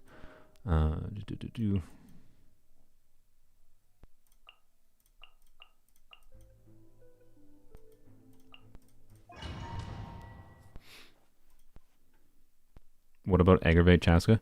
I can play it on my brother's account. If that's what you're asking about. If you're asking about C1. If you're asking in general, as soon as you bring in, if you swap in a Dendra unit or whatever, no, I don't have VV on her anymore. Don't do that. As soon as you bring in, you know, like a Dendra unit, you're just going to make Chasca's damage very inconsistent. It's not impossible to make her, to use her with Dendra things at C0. It just makes her very inconsistent.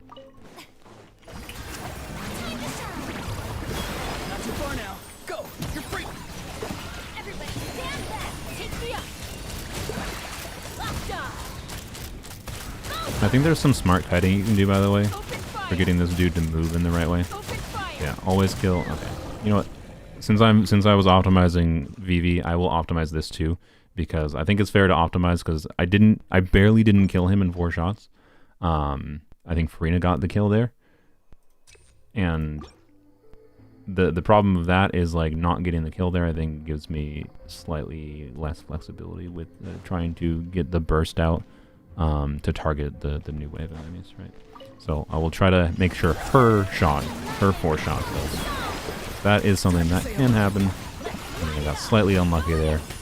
We'll optimize. To be fair to Codex, I think Codex. To be fair to Codex, we should optimize Codex if we are optimizing VV, right?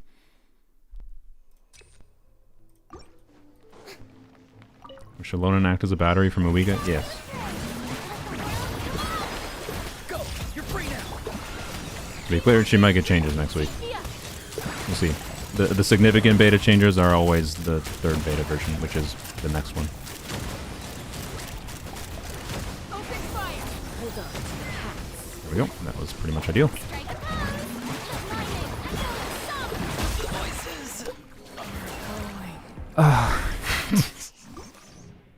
You know what?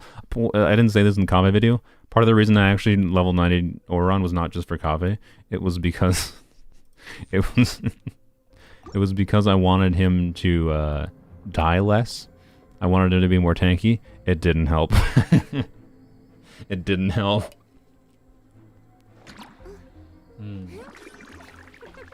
Yeah, that has nothing to do with Codex, at least. But he only died with Codex. Clearly, it's Codex's fault. Farewell. Tell me what you see. Okay, that felt a little slow, but we'll redo if we need. Yeah, I think you can strafe in a certain way to get the alligator to land in a way that can be beneficial, which is particularly more relevant. Okay, Chasca, by the way, has some weirdness where if like you can like after her 4 charge attack, you can slam. Alright. I didn't mean to do that, whatever.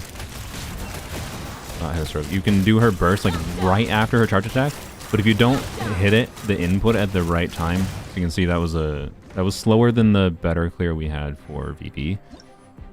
And I suspect we're not going to be able to like I'll redo this, right? But I don't think we're going to be able to get down to a 39-second clear like we did for VV. It's kind of what it is.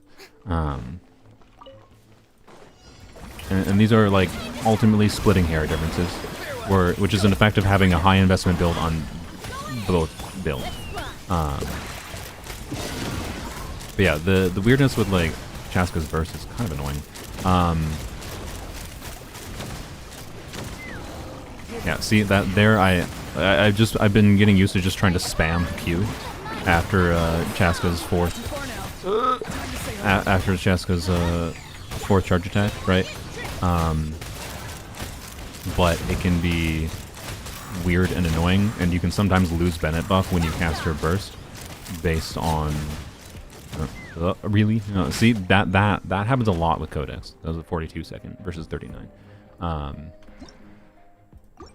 This is Codex Chasca right now. I was showing VV Chasca earlier. So anyways, Codex Chasca is quite consistent, and that's good. Codex is a good artifact set for her. Crazy. Yeah, I don't know. I'm gonna leave her on the VV build. I think it's more fun. I also think it will shine the like Auron's off-field damage, particularly right now. Like I have Auron configured on a more EM heavy build. That means less of Auron's damage is his talent damage, and more of Auron's damage is his reactions he's triggering. And the reactions he's triggering isn't being buffed by VV meaningfully, as meaningfully compared to his talent damage, right? Either way, his talent damage isn't that high. I haven't significantly noticed a difference in EM build or attack build versus Auron in most situations. I'm just mentioning it mostly in the context of like if Auron gets swapped for Sitlali, and like I suspect, for example, you'll be able to do setups melting Sitlali relatively consistently, and that means like Sitlali being buffed by VV might be a more significant difference, or maybe it won't. I don't know. I don't have her. My point with that as an example is just that the more off-field, big talent damage dealers you have in a Chasca team, such as Freena's doing here, the more value we should see from VV on her. There we go. See, I got the burst right after the charge attack that time. If I didn't do that, I think I wouldn't have. I think I wouldn't have been able to get her burst with Bennett buff. Actually, I'm not even 100% sure that I had Bennett buff, to be honest. But... Oh, is this gonna kill him? Oh, come on! I thought we were gonna get a 40-second clear. All right, I think it's clear enough, right? A high investment VV build is better, particularly with the issue of like how high investment codex builds are harder to min-max because you want more specific stats. So, yeah, I don't know.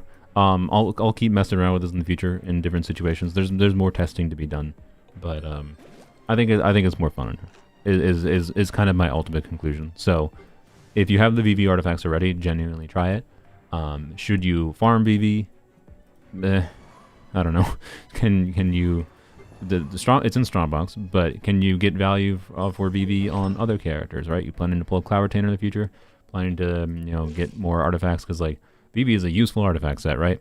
All those VV artifacts that have a healthy amount of ER, like this could be, you might want to get this kind of artifact for your Gene, your Cloud Retainers.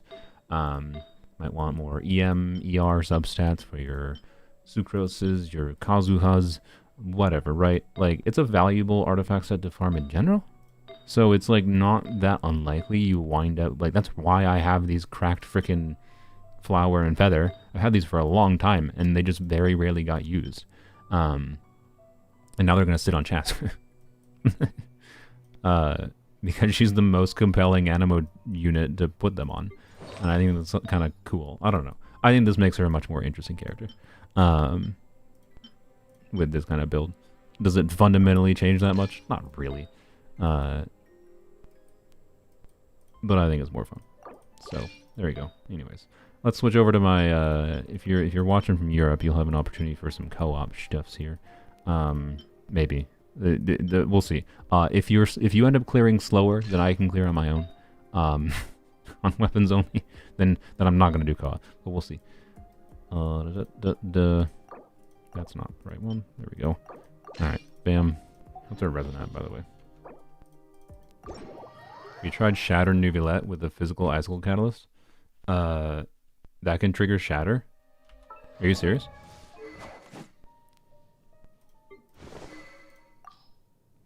You're talking... Do I have it? I don't think I have it. Frick.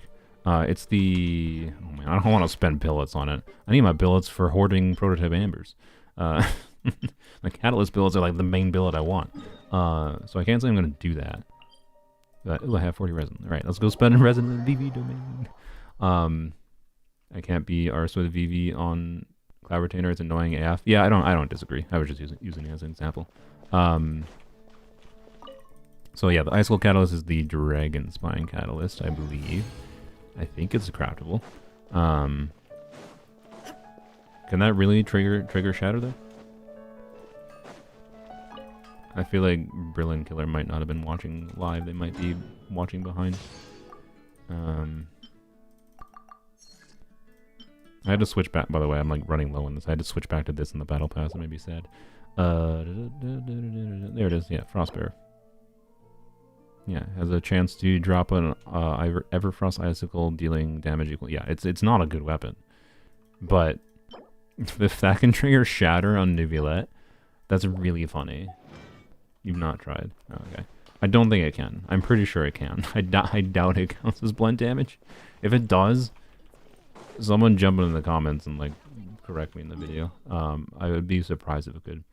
And the recent Catalyst event weapon trigger Shatter, I doubt it. I doubt it. Blunt is usually something reserved for if an animation like is like slow, if it looks like it has a lot of force to it, right? Or they're a Geo unit, which don't always look like they have a lot of force to them, but I think it is thematic that Geo units can always trigger it. If an animation looks like it has a lot of force to it, there's a good chance it can trigger. That seems to be the general rule of thumb they've gone with. It's not universal, but you know, that's why like Claymore attacks, slow moving attacks, can probably trigger it, or usually trigger it. So. Anyways, oh yeah, I didn't freaking test Candace. Candace with her skill, I think might be able to trigger Shatter, but anyways, whatever. Let's not get. I need to go on to farming. I actually have like only an hour, I think, to finish the farming on an hour or two to finish the farming on weapons only. So we need to move on. But yeah, I'm pretty sure the Dragon Spear Spine. Oh my god, Dragon Spine Spear can trigger Shatter. Oh well, okay. I think that's the same effect as the Catalyst, so maybe it can. If the Spear can, then I assume the Catalyst probably can. Interesting. I don't know. Why an hour? You'll see in a second. Time to say hello. Remember, help. Inazuma shines eternal. By the way, apparently I shouldn't have put freaking Kachina in the thumbnail.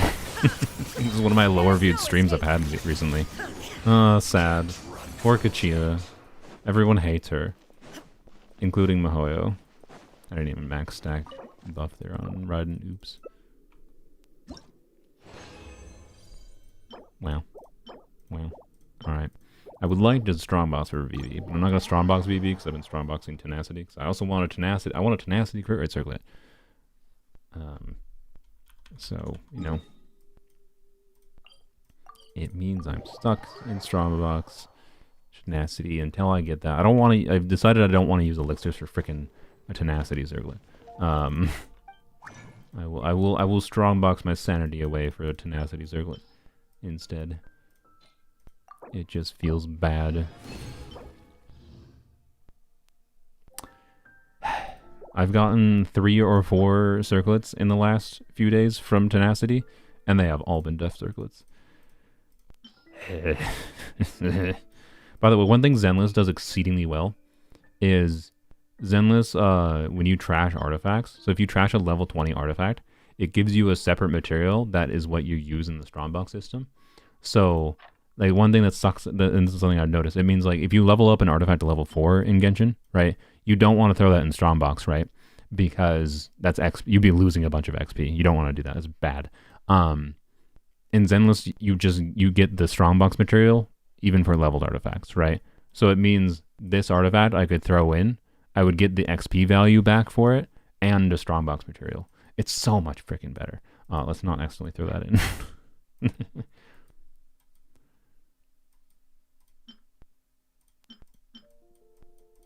Alright, we're gonna throw... We don't need... Wait, I don't need this. I don't need... Who needs that? We're gonna... We gonna get my circlet. It's gonna be a death circlet again. Okay. Just as bad, let's be real. Just as bad. So, anyways, what rank gives an artifact that's above crit? I mean, you have to be AR 45 to get 5-star artifacts. That's the only requirement. Other than that, it's get lucky. Don't expect to get artifacts that roll 30% crit damage very often. This is the only timepiece on my account, and I got it yesterday after playing this game for almost 3 years. This is the only timepiece on my account. It's the attack timepiece, at least. I don't know all my timepieces. This is the only attack timepiece on my account that has over 30 crit damage. So, yeah. Anyways, ZZ artifact system makes me want to try for near perfect gear. Well, the weird thing is, like, I feel zero need to try for perfect gear in Zenless almost, because I get so much less focused on the damage numbers you see in the game, which I think is a good thing. Like, it's been so much easier to get competent builds going in Zenless, and then so much easier for me to just be fine with not having hyper invested builds. Like, I have good builds, to be clear, but anyways, like, it's I don't know. I think they just did an exceedingly good job balancing Zenless's equipment system. I thought I was going to do something here, but I forgot. Oh, I need to do this. I was planning on doing this in this stream, but maybe tomorrow. I might stream tomorrow because I'm not doing things with friends tomorrow. Alright, so I need to go on to... it's going to take just a second here. I need to go on to weapons only, what used to be weapons only. And I thought they added neutral XP trashing. No. I'm talking about like Strongbox, right? If you can trash an artifact into XP in Genshin.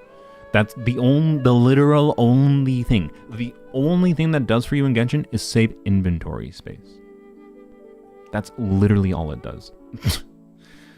And it's also actively bad if you were someone who actually is in a situation of wanting, like if you're having that bad of an inventory problem for artifacts, it probably means you're in a situation where you should probably be using those artifacts for the transmuter. If you're actually in that situation. It's questionable whether you should be in that situation, but it's possible you might be in that situation. So like, that's all it does. It saves inventory space in Genshin to do that. In Zenless, you get the material that lets you Strongbox. So you can level up any artifact in Zenless, and you get a Strongbox material out of it. So every single artifact you get, if you don't end up keeping it, you get something that goes into the Strongbox system. Every single one, right? The only ones that don't end up turning into a Strongbox equivalent is the ones you keep.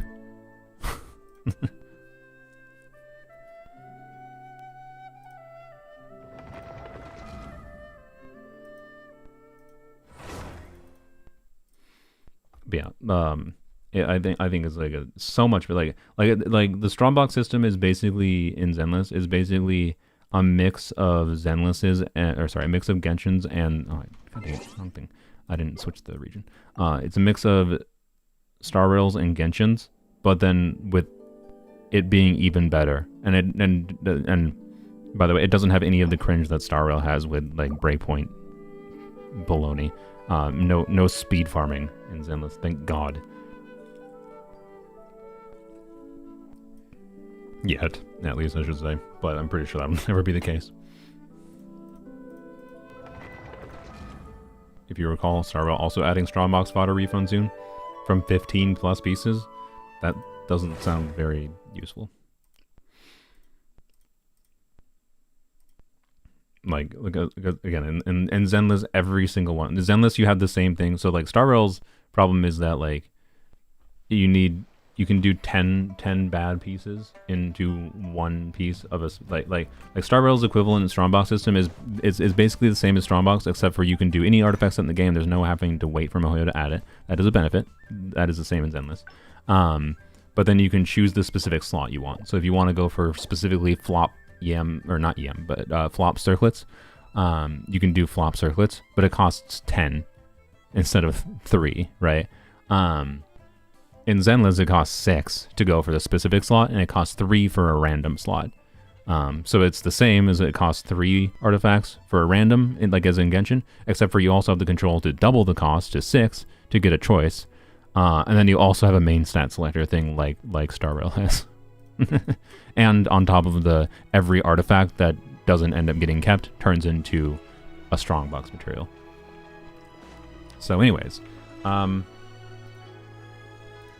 here we are. I'm just going to record this because it might go into an edited video. So this is Weapons Only for anyone that's not familiar. I've talked about this lately. I'm working on this account now for an account fixing video, but also just because I want an account to have in the future as like an account that shows like some smart decision making for a free-to-play account to be able to clear the game's content, right? My plan for today, the reason I needed to log on now and do this now, you can see I have 1 hour and 39 minutes left. So the list of things we need to farm for, and the reason we're doing this is, I'm going to stop yapping and just finish explaining, is this. I can farm anything today while the Stellar Reunion, as soon as the 1 hour passes, I believe this goes away. And it's going to go to the normal, like, whatever the daily one is available. And the list we need to farm for is, we need to do, I want to do Fab Codex to 90, 2 Fab Swords to 90, Stringless to 90, Fab Bow to 90, 3 Fab Lances to 90, 2 Alley Flashes to 90, Iron Sting to 90, Wizard to 90, and I think, oh, and maybe this to 90, and then also the Catch to 90. We can do that in an hour. Easy. Take down some notes. Maybe actually it's fine because I actually already did some farm in the past couple days. So I need I wrote the exact numbers of things I need down. Hopefully I did my math correctly last night. This actually took like an hour to go and like check through what I would need for all these materials. I need 24 of these, 33 of these, and then I already think I have enough of the other ones, so I can convert everything up, I think. If I did my stuff correctly. Codex, that sort of, yeah, I think I did. Alright, oh, I don't have any refunder. That's annoying. I don't have Mona. Oh well, alright. Blam. And then, blam. We need to figure out if we need to actually farm any of this. So I have 42 of these. I need 33 of them. And oh god, I have to farm a whole bunch of Jesus Christ. Alright, well, let's start with these. This is the one I need the most of. Also, the one I don't have to technically farm before an hour is the... I think the... What is the one that uses the teeth? Can I place a timer? No. The timer would take time to make, and I didn't think about it doing it before. What am I doing? No, we're just gonna go in. The teeth, I think, are on. I think the teeth is either Widzith or the... No, the teeth is Widzith. So the Widzith, I think I don't need to farm today, technically. Or in the hour. Because I think this is Friday, yeah. So, do this. Why is VV Chasca better? Go rewind. I just spent like an hour going over it. And demonstrating it. I found on 2 different accounts now that at least at high enough investment levels, VV is better. That's kind of all it is. Alright,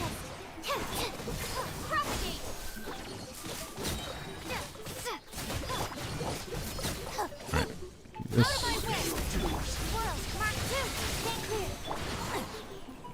Oh my god, bro! Bro, don't interrupt me!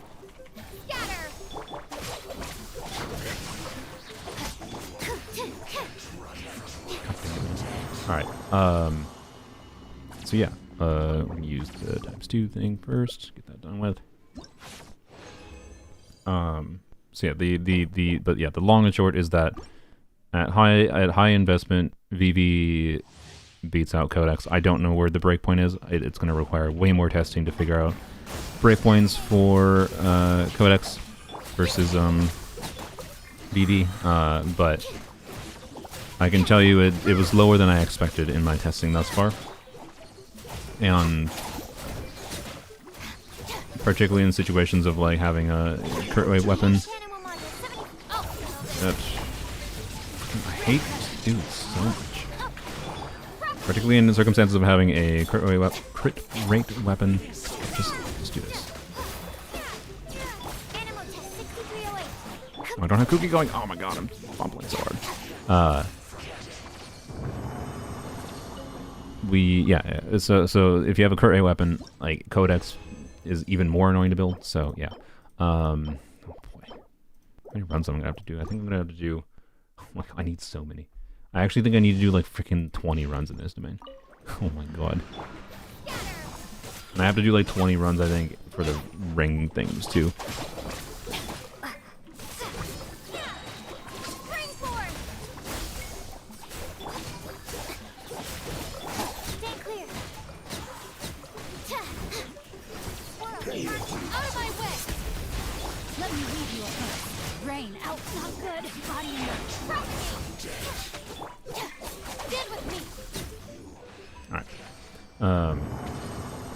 Yeah, we're not doing co-op because I have less time than I thought. Sorry. Alright. Well, screw you, game. Alright. So, oh boy. Once we're done with every 5 runs, right? Because, oh no! I don't think I have crystal flies! Oh no! Oh no, I think I might have screwed myself. Oh great, well this account fixing video is going to take a lot longer then, because I'm going to have to farm on different days of the week. Oh no.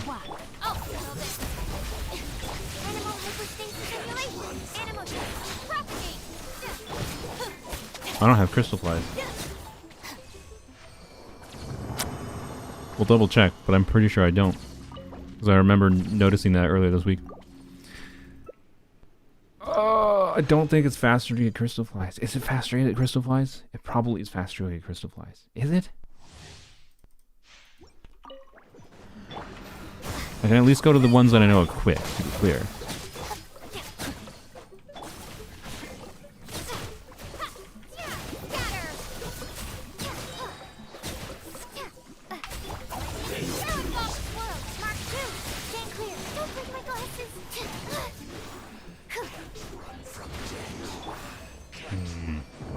You can get in co-op? No. My dude, co-op takes way too long.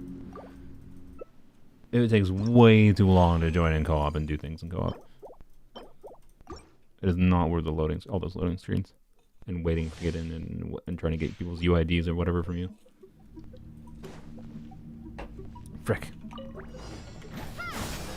I only have friggin' an hour to farm like way too many domain runs before the Stellar Reunion runs out. I don't know. It means I'm either going to be lazy maybe and wait to do this until I can trigger Stellar Reunion in like another month. Or I'm just going to have to do it. Frick you! Do it like daily like. Bro. It's rough. Alright. Is your crystal fly trap ready? No. Because I haven't done... I haven't played on this account for a year. I didn't do Fontaine things on this account. I don't have the crystal fly trap. I've only started doing anything with anything on this account in the past like week. Other than that, I've logged in to like basically get the maintenance primo gems kind of thing. It's like the primo gems. I didn't even like log into I didn't even think to log in to claim the freaking free 5-star, the free standard 5-star. I forgot. You can't farm without getting the flies later? No, I only have an hour for the reunion thing.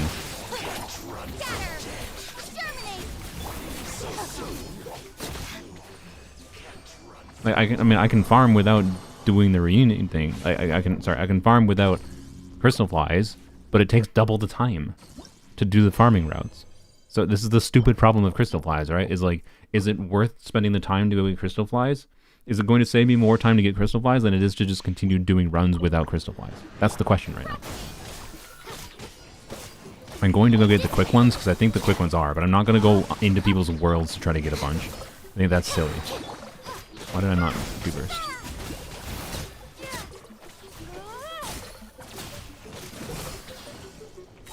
Pay your dues.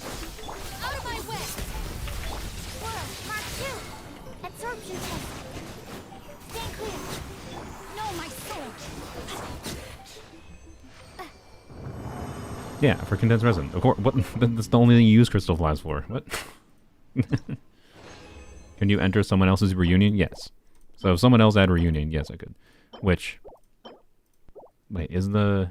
I don't remember if I logged on. I can go double check. It's possible I might be able to trigger a reunion on the other account on an EU thing, but oh no, that won't work because it doesn't have AR45 unlocked, so the domains aren't unlocked.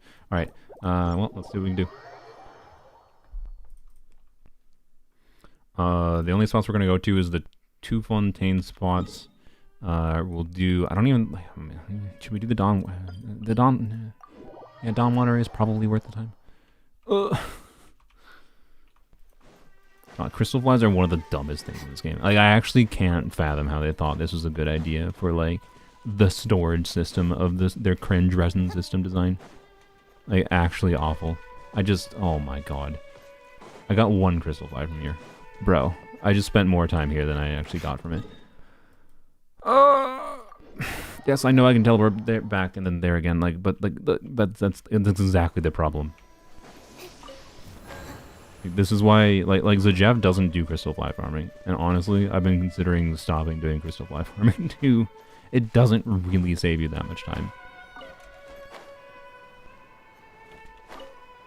Like, what an awful system. What an awful system. I'll have an EU account with Reunion. You have your sisters? Alright. Good to know, Sylveon. I might have to jump on your account. Not today.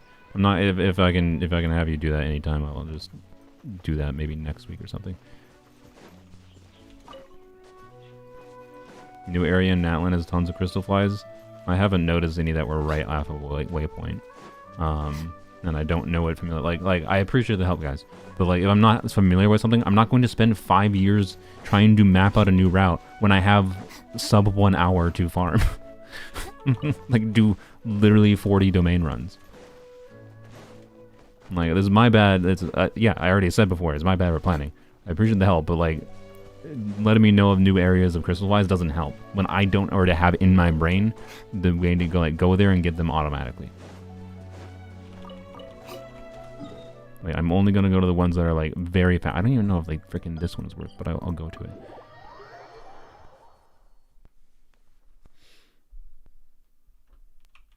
See, you don't need to suggest crystal fly spots to me because the time taken for me and you in the chat to like communicate of like what specific spot you mean in Inazuma or in Natlan that's by this specific waypoint. Like there's no way for you to reference go to this waypoint by this like little part of the map. Like there's no way, right? Like I'd spend 5 years teleporting around and getting 4 crystal flies. That time could have been spent just farming. So I appreciate it, but it's not gonna help. Not in this circumstance. Alright.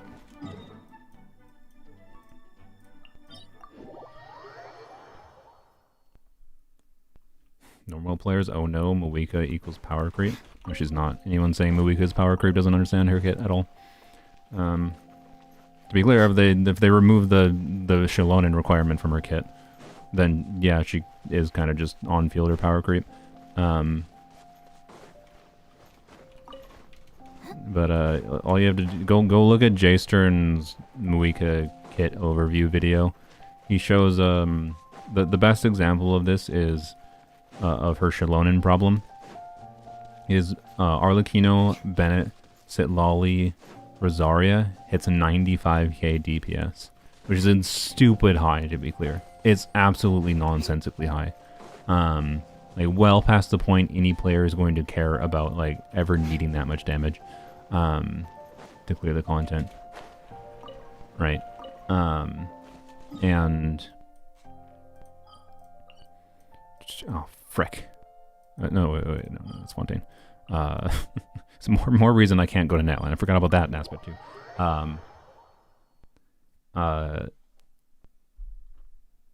I don't feel like explaining why she needs Shalonen. I already talked about it earlier.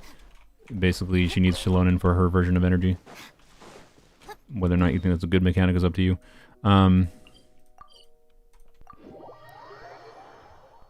But yeah, her Shalonen requirement basically means like if you're conceiving of like a melt team, like the melt Arlecchino, Bennett, Sitlali, Rosaria. Nice, okay, good. Bennett, Arlecchino, Rosaria can get very good damage. But alright, no, please. Alright, use this. Do that. So like, extremely high damage, like 95k damage is Arlecchino, Pyro on-fielder, right? So we're comparing Pyro on-fielder to Pyro on-fielder. Two very strong Pyro on-fielders. 95k DPS. The Moika version of that team has to use Shalonen instead of Bennett. And that has some upsides in some ways. Let me check what we actually get for the conversion. It has some upsides, but Moika, Sitlali, Rosaria, Shalonen, because of her Shalonen reliance, is 80k DPS. Like, significantly worse than Arlecchino. And if we have a use case where Moika is worse because of how her kit functions than Arlecchino, that ain't power creep, yo. It actually seems like she's pretty well balanced as far as like having an strong on-field pyro kit with restrictions, and this is without getting into any of the other numerous nuances of like Arlecchino versus Moika, right? So, anyways, I like Arlecchino more than Moika as far as on-field playstyle goes. But Moika's interesting kit is the interesting value of the supportive utility in conjunction with her being able to be an on-fielder. What? Oh my god, my brain. I need to stop yapping and just focus. We need to just craft them all.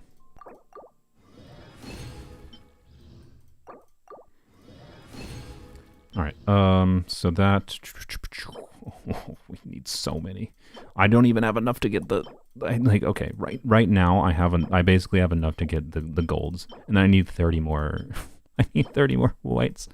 Oh my god, okay. We're just gonna, like, do, like... that right now. See, yeah, that's fine. I'll actually do, like, a few more. Alright. Yeah, we need... That's fine. Okay, I think the next run in the domain will be enough for that. But I was starting with a whole bunch of those already. I forgot crafting takes money. Yeah, stupid. Did I craft my resin into condensed? Yes, I did. Okay, good. So anyways, let's see. Only add Mona? Yeah, Mona would be nice here. Last I heard, everyone was saying that Arkham was going to be giga busted. She is very strong, yes. But also, if you have pyro carries and like different pyro options in the game right now, she's definitely not like much. She doesn't do anything crazily new.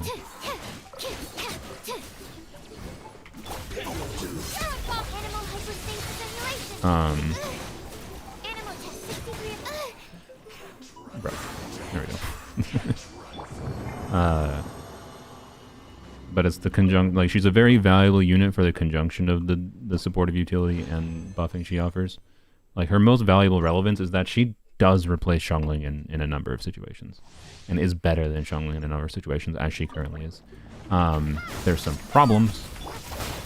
It's not universal. She is not 100% better than Xiangling. And the way that she's better than Xiangling is because of like how the artifact set exists and her own kit. But I think that's a perfectly fine balance.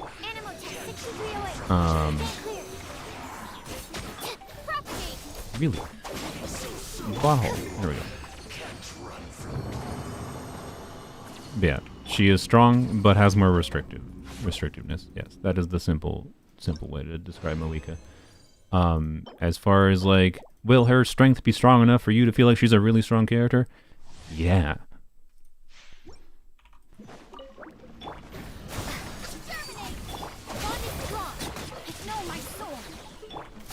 Is C2 Moika stronger than C2's Arlecchino? I don't care. Who the cares about if constellations power creep constellations? Go for constellations because you love a particular character, not because you care about his damage relevance.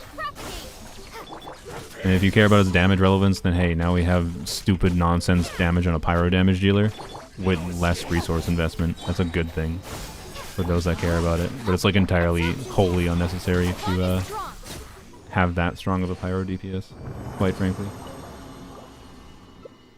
Well, don't let me stop you for going over C2 Moika if you want it, but like it doesn't matter that it's stronger in my opinion. I just don't care.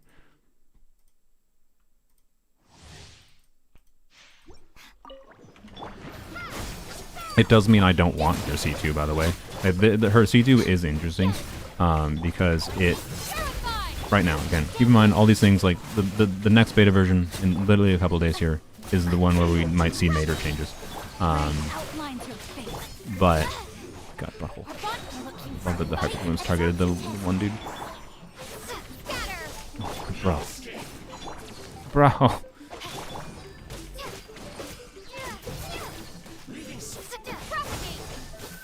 I really wish I had not hit a leveled up.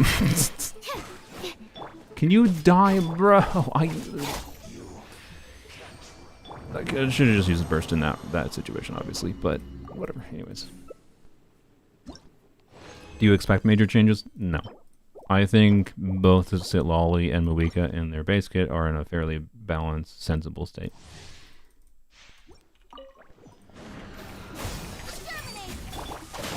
But I could be wrong. Mihoyo's approach to character kits is weird sometimes. There's a fairly large mix of people who are happy with Muika or just like underwhelmed by her because they wanted more supportive utility.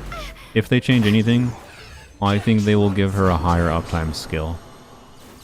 I would be, I don't know, like her 12-second uptime on her skill is the main thing that really kills my interest in her supportive utility right now.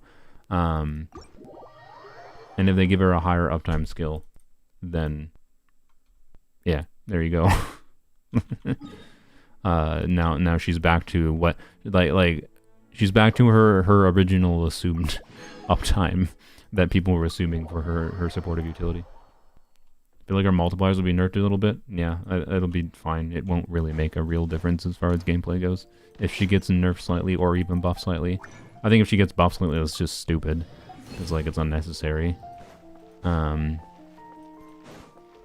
anyways, I'm not saying, by the way, that they're not power creeping the game. They are power creeping the game, but I think what people don't realize is that they're power creeping more through artifact sets and by restricting characters more in conjunction with the artifact sets, and as far as how you can use them. That's what they're doing. They are power creeping by restricting things and by releasing stronger artifact sets, which is lame. But anyways, there's still very few in one character kit. What am I doing? In one character kit versus another character kit, there's still very few instances of character kits that, where my brain, are basically almost objectively better in the vast majority of situations over one another. And even then, it's not like Chiori is, generally speaking, a lot better than Albedo. Like, not, I shouldn't say a lot better, a bit better than Albedo. Like, a lot better is not true. A bit better than Albedo. I need more. I don't need that many more, but I need more. Please. C1 is a lot better. Yes. C1 Chiori is a lot better. And the Chiori C1 Shallonen combo, yes, a lot better than Chiori, or sorry, than Shallonen Albedo combo. Duh. But that's different. C0 versus C0, Chiori is generally speaking better than Albedo as far as like damage is concerned, but also like there's stuff like the shatter stuff. Albedo is going to be way better for doing shatter things if you want to have fun with a Geo character in an unconventional way and take advantage of the fact that he is one of the rare characters that gives an EM buff in the game. And EM buffs are relatively rare and can be relatively strong. Is it weird that it's on a Geo unit? Yup. Does that make it a little bit harder to use? Yup. But it's not useless. And it is a unique aspect to his kit, so I still don't even think with him it's like universally, oh, they just power craft Albedo. They might have power craft Albedo for most players, but it doesn't mean he doesn't still do relevant things in his kit. So, anyways, you can craft 2 more of those. Okay, I need to do, I think, probably 3 more runs. I need 3 more golds still. I've gotten very unlucky. I haven't gotten any golds. I don't know if you noticed that. I'm like 10, 11 runs here or something. No golds.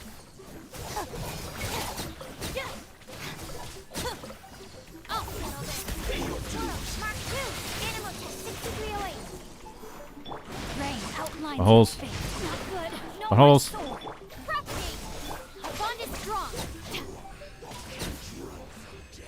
There we go. How much time do we have left, by the way, on this stupid thing? Oh, we can't see it in here.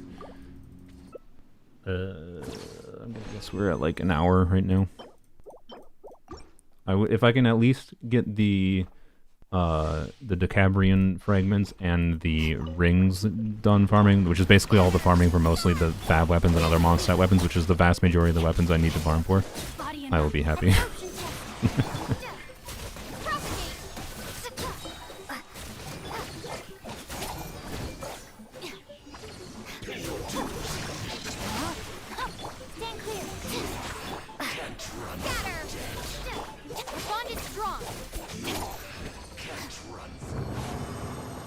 Will Genshin do something for Muika free-to-play weapon? She has some craftable weapons that are fine on her. But, okay, thank you. But, alright, I can can craft 6. I need 33 of these total. By the way, I greatly appreciate that they added this craftable amount thing. Frick, I think I need a tiny bit more. If I had Mona, I would be fine. Frick. Because I need... Oh man, god dang it. I need literally one more run. Like, barely more. I need, like, 2 more whites. That's what I need.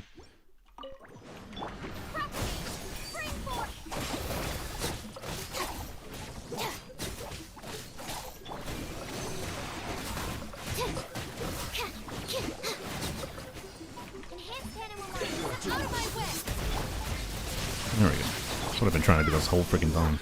Just failing at it this time. Which free 5-star did you pick on this account? No one. I forgot. Because it wasn't something I was actively thinking about much. Right. Yep, we're good. The only standard 5-star on this account is Jean, and that was because it was from standard banner. Yeah, we have 1 hour 12 minutes. All right, we're making better pace than I thought. Crystal flies are still gonna be a problem, but I'm quite confident we'll get through Decabrians and the Decabrians and ring things, because that's these ones and these ones is what I need the most of.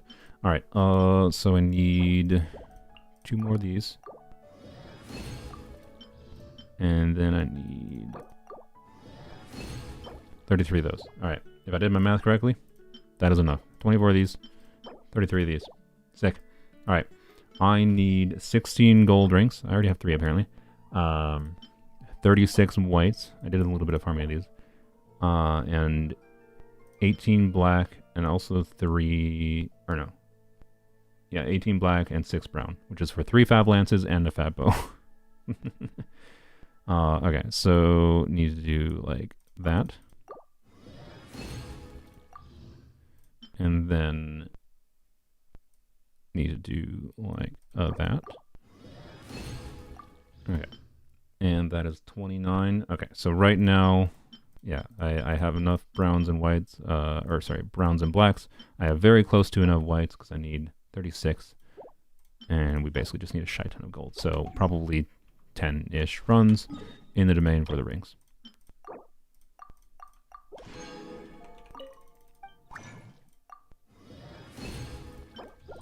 Alright, let's go. Yeah, who would I have chosen on this account, actually? I think Tignari. Oh, well, I don't know. Kachina could have been more useful than Tignari, I think, for the characters I have right now. But I probably would have been Tignari.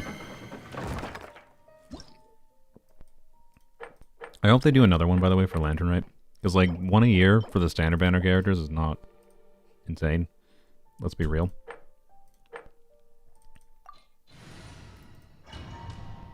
Alright, by the way, after this we need a little bit for Iron Sting, but that's just like a couple runs, I think.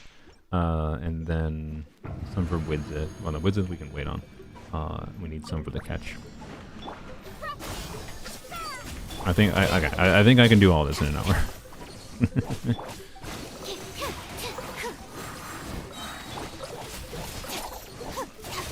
Free weapon, yeah.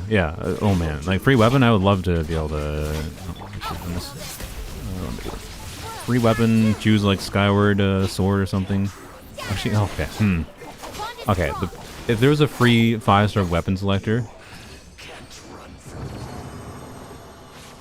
for me on my main account, it would either be also on principle. I think I would choose a weapon on this account and I'd throw it in the trash on principle. But anyways, I think on my main account, so on Polearms Only, I would just choose Skyward Spine because I don't have one. Not that it would be that useful, but it's a standard banner Polearm 5-star I don't have, so you know. I could choose Jade Spear, more Jade Spear refined, but yeah. My main account, it's either Skyward Harp, so I get Skyward Harp, so I can get R5 Skyward Harp for official, because you know standard banner has pooped Skyward Harps on me, and it feels like it would be fulfilling to get R5.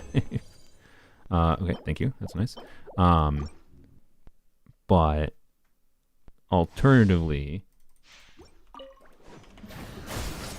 feel like Animal test 6308. it would make more sense to go for the Skyward Sword.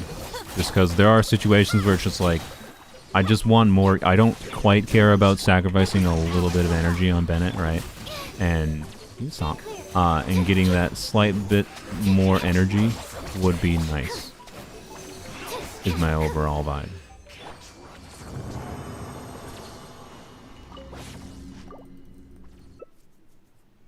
Just as a nice brain off middle of the ground option for a minute.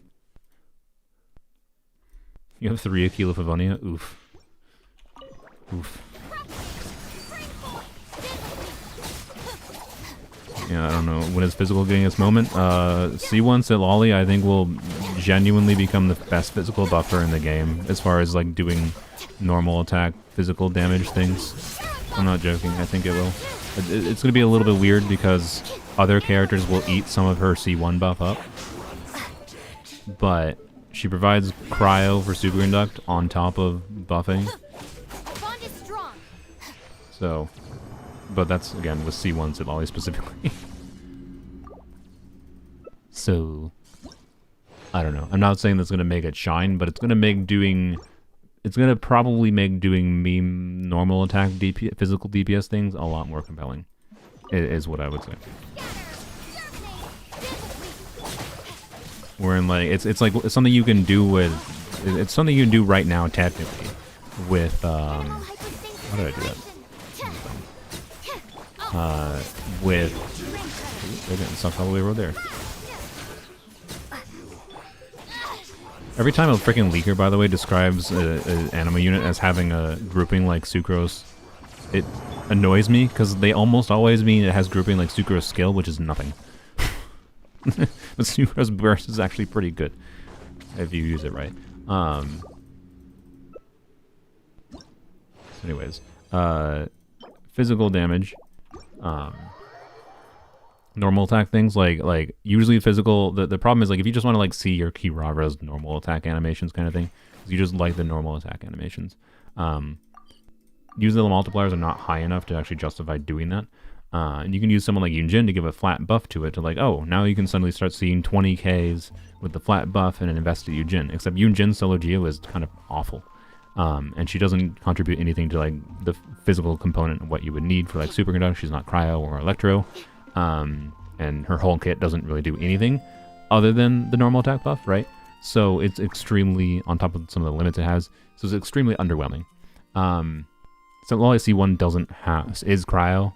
She's a defensive unit, does some damage of her own, can buff your Pyrohydro damage in the team if you have some Pyrohydro off-fielding, and then she will give her flat damage buff with C1, which is a similar flat damage buff, I think higher actually flat damage buff than you get from Yunjin, but it applies to all types of damage, which means it might run out pretty quickly in a lot of teams. So it's not like it's the same, but it will still be a more viable way of seeing big physical damage numbers on your characters than Yunjin is, right? And I really like it. I'm getting Sitlali C1, by the way. It's too fun of a buffing constellation for how I enjoy playing the game. Flat damage buffs are just one of those main tools that if you have flat damage buffs, you can get higher damage numbers than you might expect from different types of damage. And Sitlali's being it applies to anything is super useful. So, I haven't seen 100% clarification if Sac Frags might be able to give her a 10 extra stacks on her flat buff, by the way, which I super hope so. But we'll see. Anyways, I need 6 brown, 18 black, so I can do that many. Alright, so that is enough whites. We need 36 total, so I can only like craft 4 of these basically. But we'll do a little bit more because we'll get whites from the domain. Alright, so we're at 12. We need 16 golds total and 36 white. So I think the next run here will be fine. Alright, this is going a lot faster than I thought it would be, which is good. We're running out of crystallize.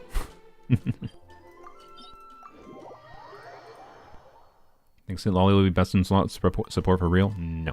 Well, Okay, to be clear, she won't be useless. The interesting factor is like if she's increasing your pyro units damage meaningfully in the team potentially, like doing a double cryo core of Rio Sitlali might be enough cryo to like help your Moika. I'm trying to think of like off-field. I don't know, like your Moika's off-field pyro, right? Melt consistently or something. Or if you have like a Xiangling in the team, it would make your. I should press start. It would make your Xiangling get some melts, but probably not consistent melts. Like it'll get like she'll get some melts first, and then you'll switch over to melting on Risley. So I don't know. I don't think best in slot, but she might be an upgrade over Zhongli, but probably not. Like she'll probably be a damage downgrade for your Risley's damage, right? She is not made to be a cryo buffer. Although if you have C1 Sitlali, the equation changes. Because flat damage buffs change things. Especially on a unit like Rio, who doesn't have insane multipliers, he can gain a fairly high relative value probably from a flat damage buff. No, I doubt Moika would be nerfed. I think they'll buff her supportive utility. Because it's kind of just with her uptime issues right now. Okay, that's yeah, okay.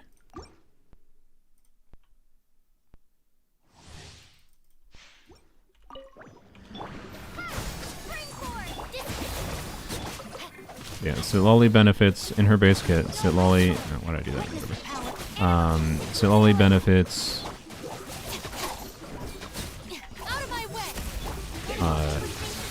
Pyro units and Hydra units the most. For the average player, she's mostly just going to be a replacement for Zhongli in certain teams, because the average player just likes brainless big damage teams. Thank you. Right. Alright, we need 3 more of those, which means we need, yeah, no, I think we need to use like all ours in here.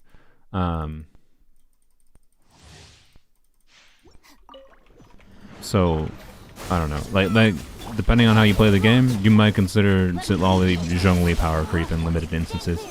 But the very fact that she's going to be, if that's your perspective on her, if that's your feeling about Sitlali, then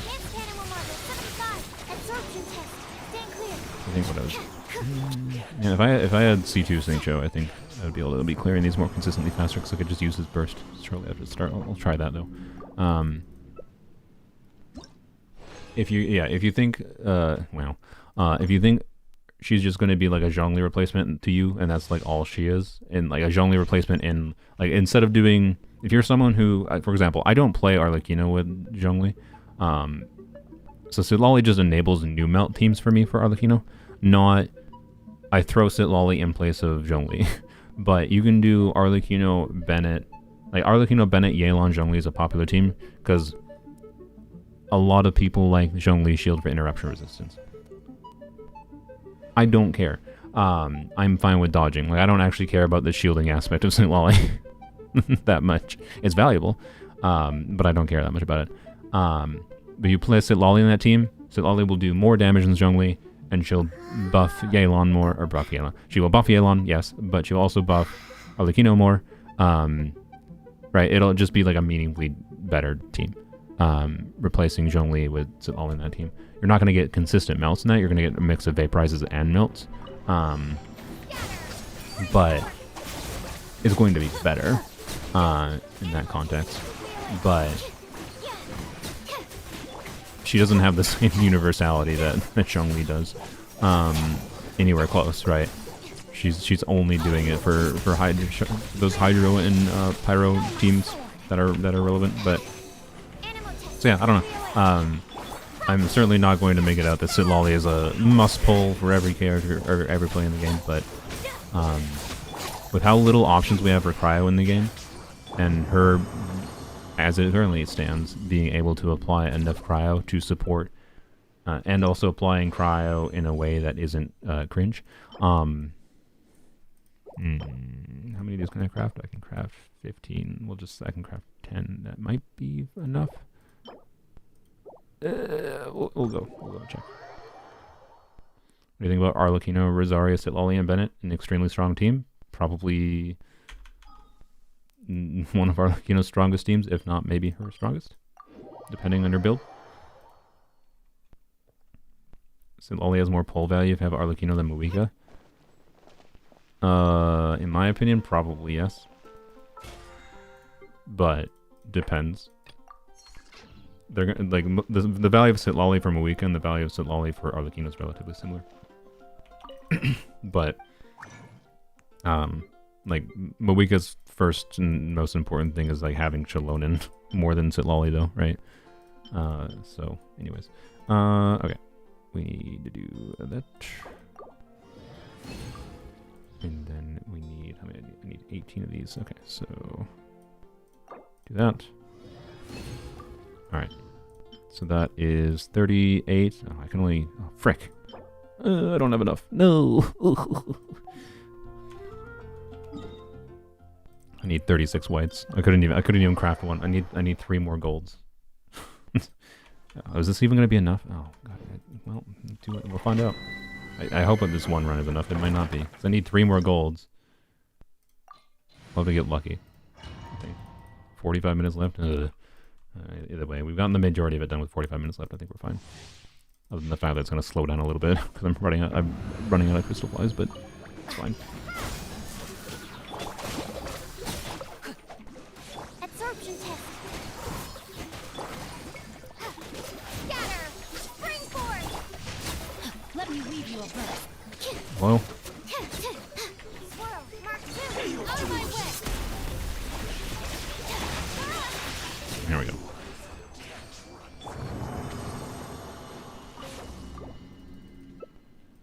Yeah. We'll see what happens next week. Oh, you, Mario.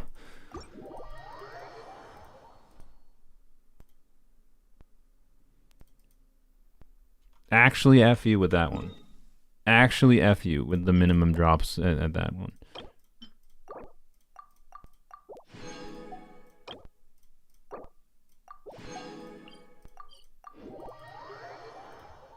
You're just gonna do the weapons. You're gonna do talents too. It's a nice day. Maybe. I can't seem to shake this. If I had crystal flies, I would confidently say yes. But weapons is the priority. I can do talents kind of whenever. Like the main reason for that is like the characters I need talents for. I have like leftover like exploration materials. Like I have enough talent. What am I doing? I have enough talent materials to level Nahida's burst to level 6 and her skill to level 8. I have enough talent materials to get Raiden's burst to level 8 and her skill to 6. Would I like to level Raiden's burst to 10? Probably yes, actually, because I think Raiden Shiver's teams are a team that I'm going to default to using fairly often. But good lord, how many bracelets do you need? 16 gold, 36 white, 18 black, 6 brown. For 3 fab lances and a fab bow. 4 weapons.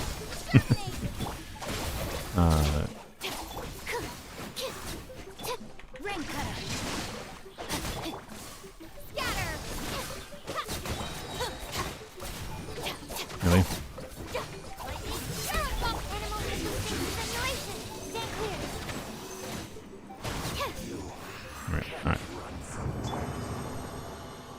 Alright. So yeah. Anyways. I don't remember what I was saying. Please, okay, that's something. Alright, that's okay. I have 40. That's 2. Frick, is that the 40 is no? It's not. I think I need to do one more.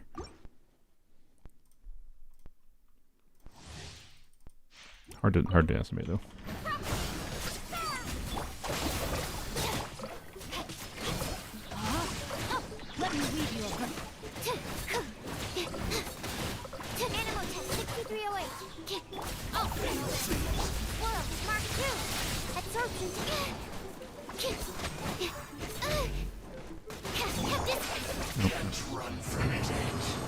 Hello, Dusty. Think they will do a 42-day banner? I hope so. I think anything that makes the game slightly less FOMO would be a positive change. Alright, I sincerely hope this is enough.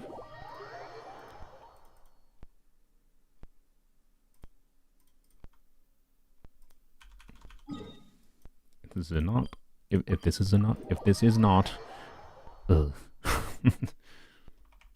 All right. It's a nice day, but I can't seem to shake. Should do a 42-day Shenhe banner. Honestly, yeah. Okay. Lord, it's like so. I should not have waited this long to do this. That was stupid. All right. Do that. Yep. All right. And we need 18 of these, so make sure I leave 6. All right. And we need 3 of these. All right, good. I have enough. Sick. A little bit more. Maybe I spent one more than I actually needed. All right, 16, 40, 18. Yeah, nice. We have enough. Sick. All right. I need this chefs. Maybe. What I have written down is that I need 4 gold, the gold version of these, and 9 whites, and I can craft 8 right now. Okay. This is for Iron Sting.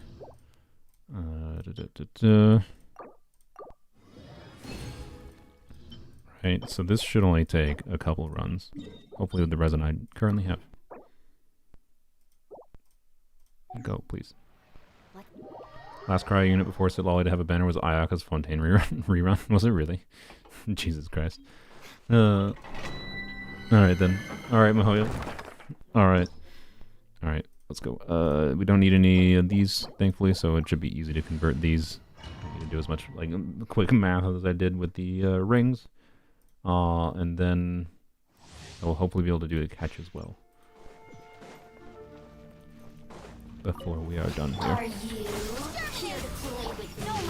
And now we don't have Hydro Slimes, which is nice, although the Electro units are there, or Electro Slimes are their own brand of annoying, but it's fine. Should be the domain we spend the least time into, so it's fine. Another thing spawning at the end is extremely annoying.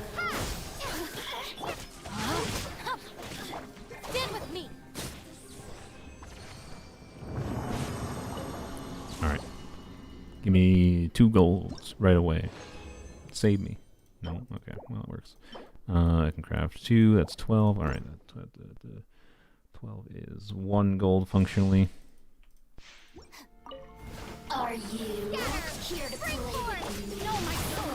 Let me read your lips. The bond is strong. Animal test 6308. Animal hypostasis emulation. Absorption test.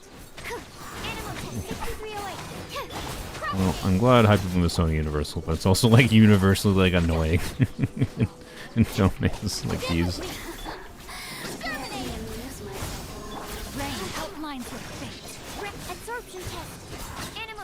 Stupid baloney targeting. If Sucrose wasn't here, this would be much more miserable. Should have crafted the 40 resin I had. Didn't realize I had that. Alright, okay, screw you 2 game.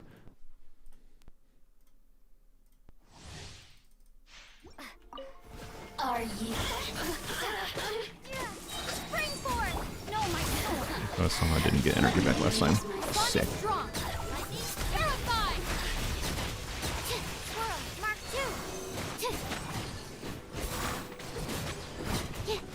Ways. Absorption test.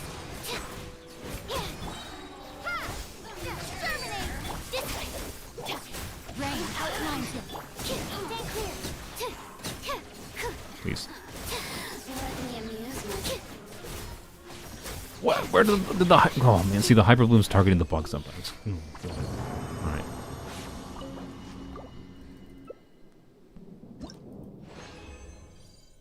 Oh, okay. Thank you. All right. Let's see if that's enough. That might be enough. Let's go. Full EM Chongyun Xingqiu. Have you tried that Shatter team? No. I talked about how Cryo Electro Claymores are probably the most compelling Shatter units ultimately as far as pure Shatter utility goes. But I still find like Kave extremely fun for the conjunction of Bloom and whatever damage. Kachina is not very good.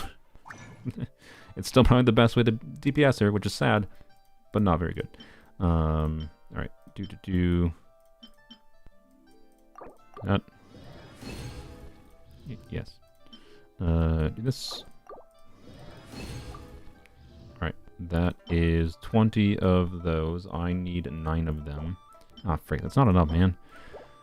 Of course it's not. I gotta do one more. That is barely not enough. Bruh. Bruh, I love farming in this game.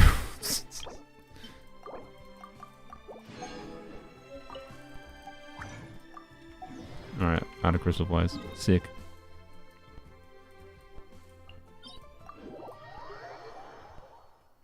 I probably only need one more run here, I assume.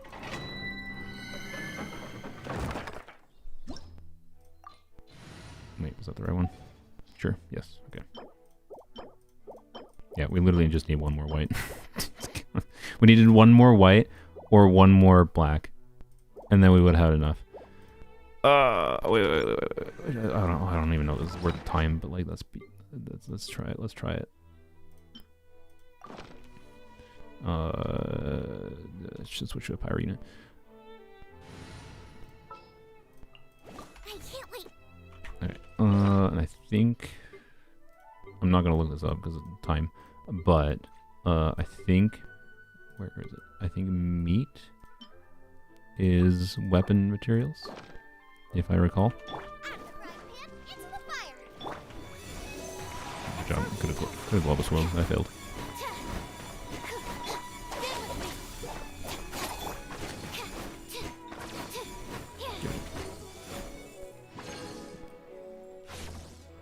Well, it was weapon material, or it did give me weapon materials. It just, of course, gave me none of the right ones. Sick. Thank you, game. Alright. Glad that was a waste of time. Appreciate it. God, frick. Oh, you know what? Let's Mihoyo's gonna solve the Shenhe problem by having Shenhe be turned into a permanently free character. I didn't. Oh well. Okay. I guess we're jungling it. Shenhe's gonna be clearly gonna become a permanently free character. Every lantern, right? Because that's what makes sense, I think. Cause she already is a character, and on a lower level, you could say would have made sense for her to join the Travelers Party. Oh boy, I'm glad I did this. All right.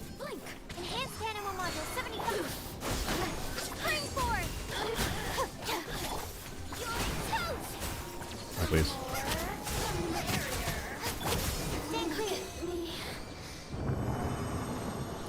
World record run indeed. Alright. That should be enough. Watch it give me like 2 golds. No, well, one is enough. Sick. Not standard, just in lantern. Yeah, exactly. Just make it a lantern. Just make her a lantern right character. There you go, Mihoyo. Just give one Shenhe free every year. And if someone plays Genshin for 10 years, they get C6 Shenhe for free. Then that makes her like at least semi-interesting over time as well. So anyway, let's switch back to St. Joe.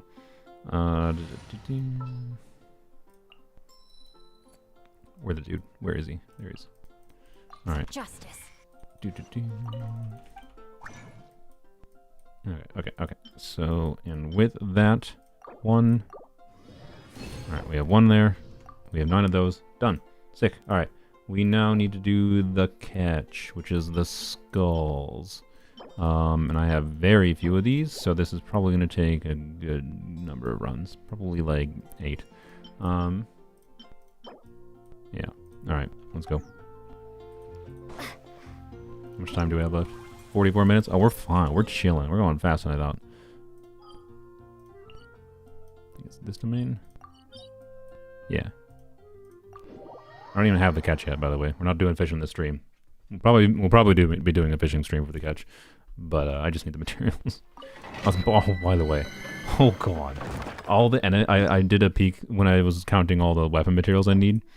I also took a look at like, oh, what weapon, like, or not just for weapons, but like what Kairagi drops do I need for Raiden, right?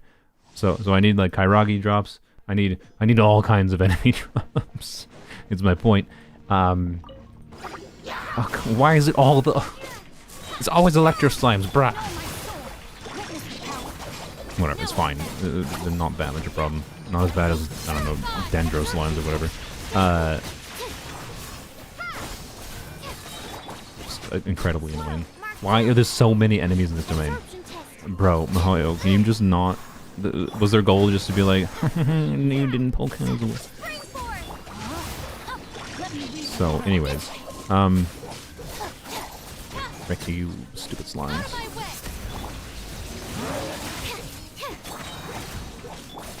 Oh my god, this domain is so time-wasty. Thank god we're only doing one weapon here. Anyways, yeah, the catch farming is not going to be that hard, but I'm going to have to do like a lot of enemy farming over the next few weeks, is my point.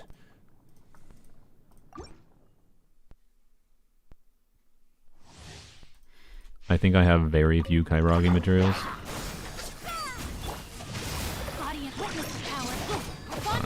Ouch. Ouch. Stand clear. Animal test 6308. Absorption test. Scatter. I should do that early. Oh well.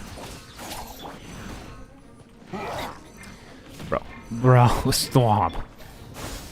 Terminate. Rain outline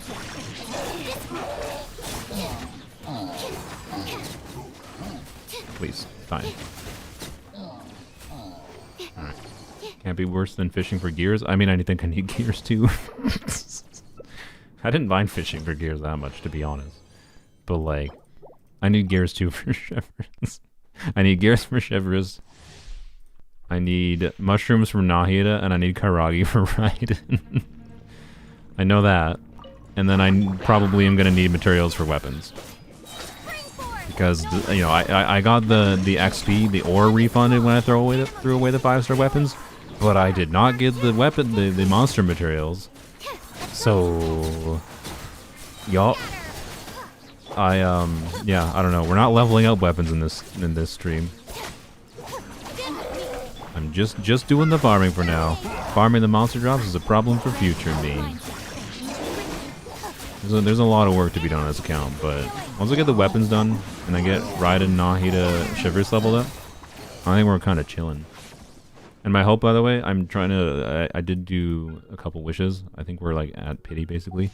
Trying to get Auron, hopefully, because I think Auron would actually be quite nice to have as an option. Not necessary, thank you, but would be nice.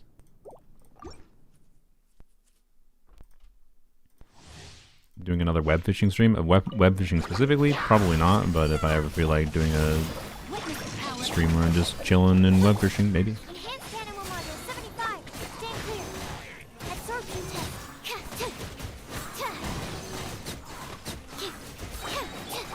Scatter. God dang it.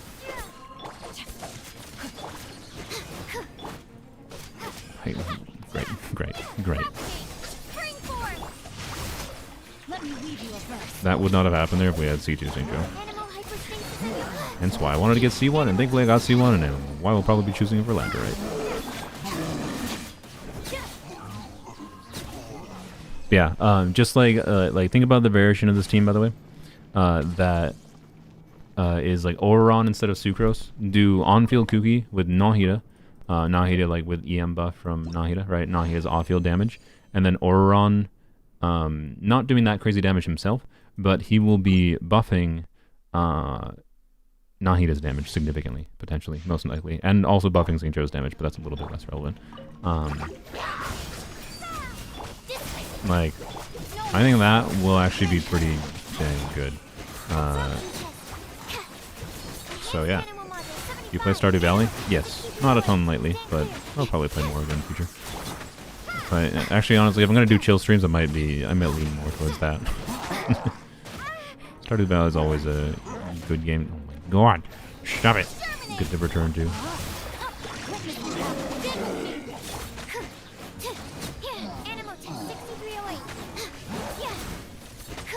You can rewind, I mean, for Dark Magic Kachina Shatter. It's not very Dark Magic. It basically just makes her slightly less awful to build for some form of damage. Particularly that she provides some defensive value still. Alright, let's see. What do I have? I can craft 12 of these. And I think I got... Did I get 1 or 2 golds? I think we need to do at least probably like 5, 6 more runs of 20 resin runs.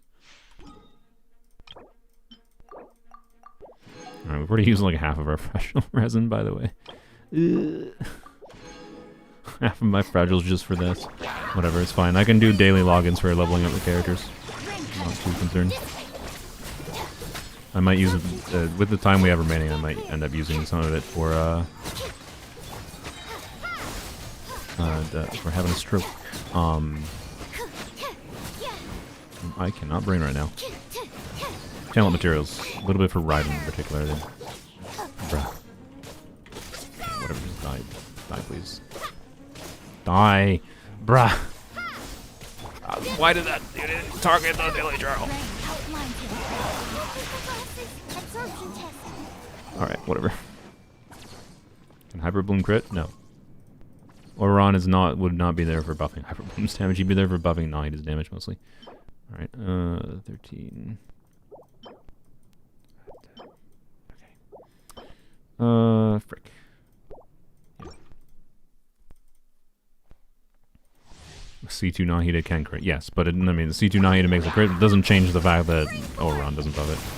Let me read your Animal test 6308. Animal hypostasis emulation. Stand clear. Get out of my way. Scatter.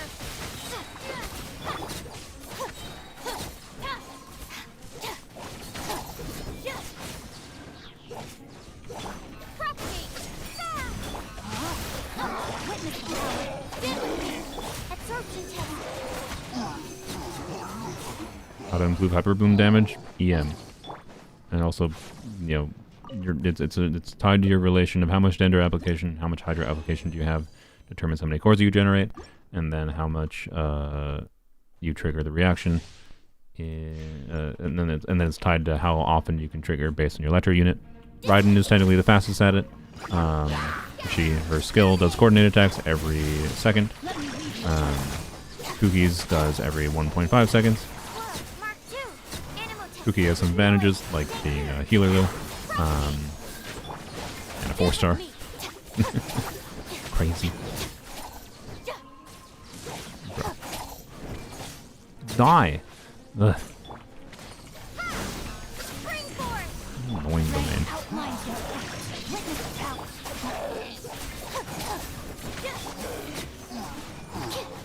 Yeah, Kuki works with his shields too, that's true. Not that much, but it's definitely better than Raiden. Yeah, base level 2, don't forget about that. Shouldn't be defaulting to people, assuming people know that. Somehow people don't know that. But it's probably just, they're new, obviously. Burgeon Dia is fine. It is indeed fine. It isn't generally something you want to spec the entire team's damage into and rely on it, unless it's just like casual overworld use, but it's definitely fine.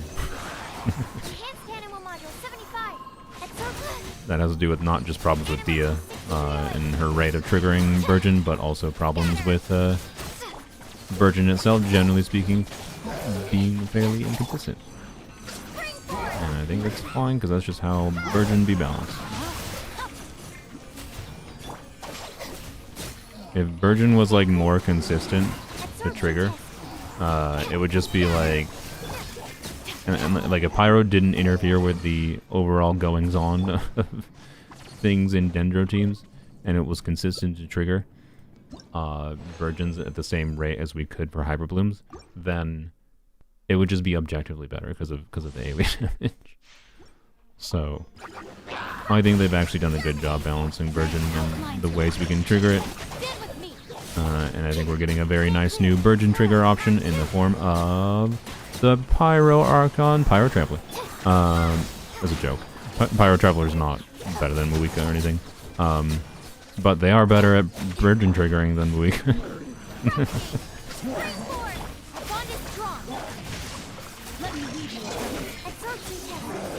Burgeon's the most interesting reaction to it? Yeah. It's the most interesting one to me as well, honestly.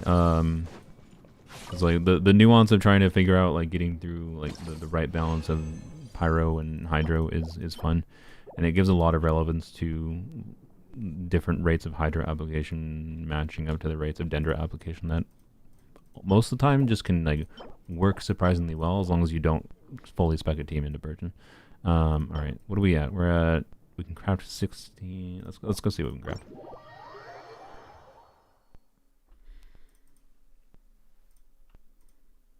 Hybrid Bloom is broken? Not really. It has a pretty hard ceiling. Hybrid Bloom damage has a pretty hard ceiling, and you reach a point where Hybrid Bloom teams, to improve them, you either need Nahida, which is a specific 5-star character, and then past that, the improvement you can make to Hybrid Bloom team's damage is by utilizing the flex slot that can have a crit-based DPS in the flex slot, right? Like, for example, if we have Nahida, doing Nahida, Kuki, Xingqiu, Kanich in the last slot would be a pretty significant damage upgrade, most likely, over Sucrose, right? In the vast majority of situations. So, like, you still end up going the crit DPS route for, like, long-term things. So I think they actually did a good balance for it, or I'll hate them. Yeah, exactly, right? Like the spice of Hybrid Bloom where it actually starts to shine is when you're having some amount of crit DPSs in the team in some form. My favorite form of doing this is actually Hybrid Raiden, where I sacrifice some Hybrid Bloom damage in favor of on-fielding Raiden, with her being the off-field trigger and on-field trigger for Hybrid Blooms, and getting good talent damage. But that's, again, higher investment thing. So, anyways. We need these. We need only 3 of these.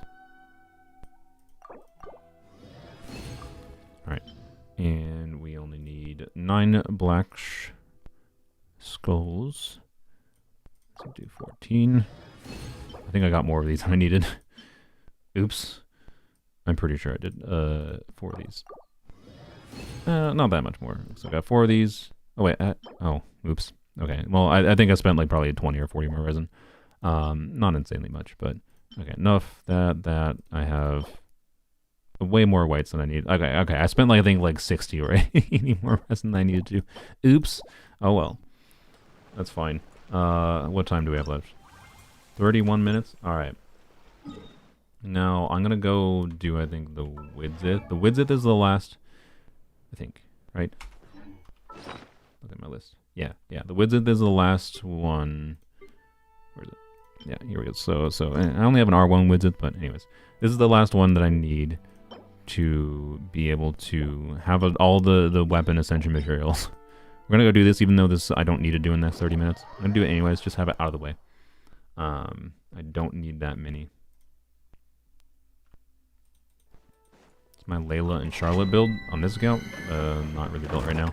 I should maybe go and do Layla's like HP sword, but I don't think I'll actually end up using Layla that often on this account, so don't care.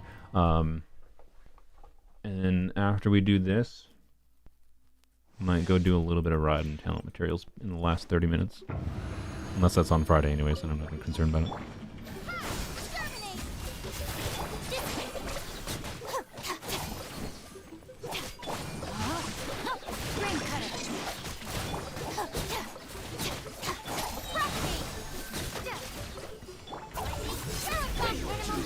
We tried VV Chasca? Yes.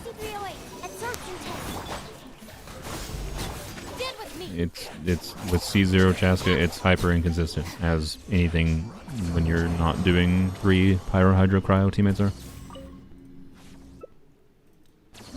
That's kind of it. And if I'm gonna do Dendro things with Chasca, as far as aggravate, I definitely prefer using Emily with her, which can do aggravate if you put an Electro unit in the team too. You can do the whatever official Bennett Emily, right? I did try that, particularly on my brother's account. It was pretty fun. But I think I like the Virgin variants more, quite frankly. Without an Electro unit, I think they're more fun.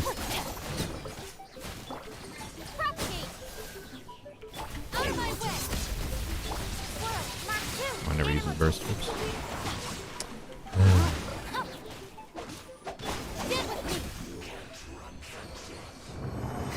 Was it trash? Yeah, I was thinking C2. C2 doesn't really do anything for it. C2 does not apply any elemental damage. C2 helps her AoE utility, but it does not apply any element. 0. No elemental damage. And people, man, the amount of people are like, you need the C2 to do like team things. No, you don't. C1 is actually the important constellation for unlocking her team versatility. C2 just makes it so she gets slightly more damage bonus. Like, she loses a little bit of damage bonus at C1 when you like put a Dendro in her team. There's 800 sources of damage bonus in the game right now. And notably, like, all of Chasca's relevant teams basically use Farina. So, like, she has a bunch of damage bonus.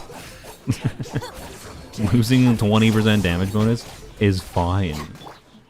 It doesn't matter that much. Oh, Lord.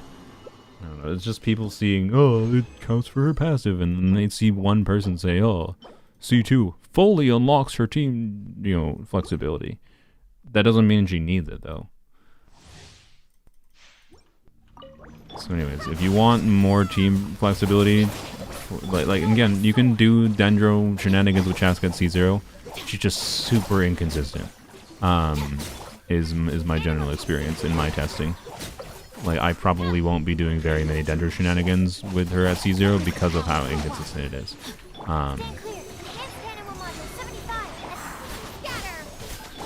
But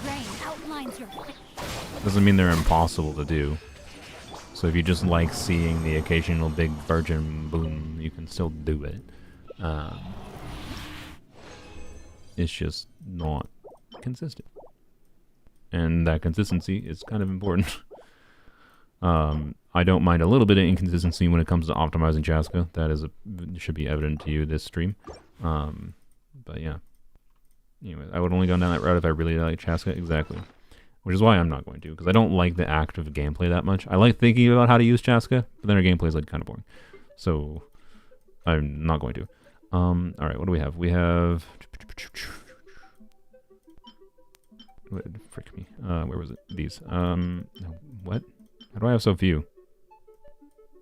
I feel like I did more runs than that. Didn't I just do like 6 runs? Good lord.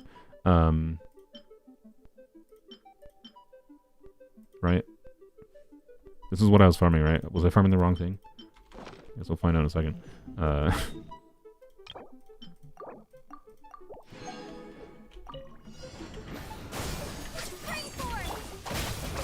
I believe he wants newbie on this count? No, we ain't getting newbie. Well. No. Nah. Nah. We might pull on Muika or Silali's banner based on 4-stars. Or Arlecchino's. Depends what the banners look like. Butthole. Bro, how did you avoid the Hyper Bloom?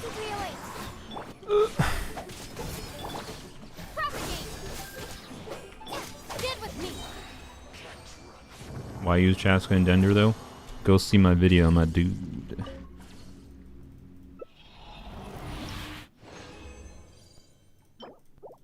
Go see my video. Because it turns out having more team variety is more fun because you can do more things. Like, she's a character that deals a bunch of different elements of damage.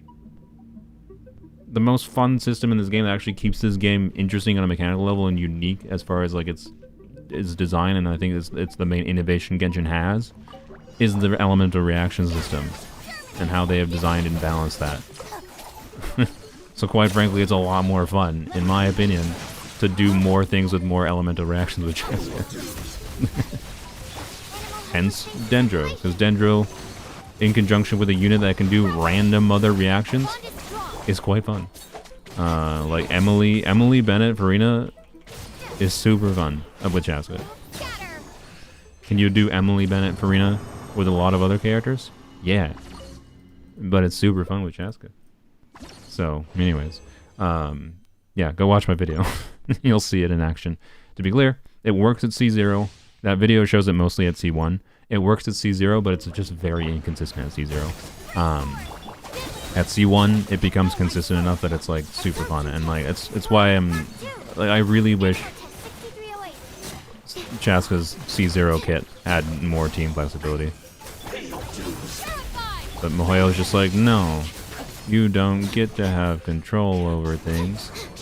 Because that would be too fun. I don't know. A lot of times Mihoyo seems to make decisions in their kit designs that just like, no. Fun is not allowed in this game. And by fun, I mean, like, creative control over what characters are doing. You must not be a fan of Mono Geo Pyro? No. Not generally.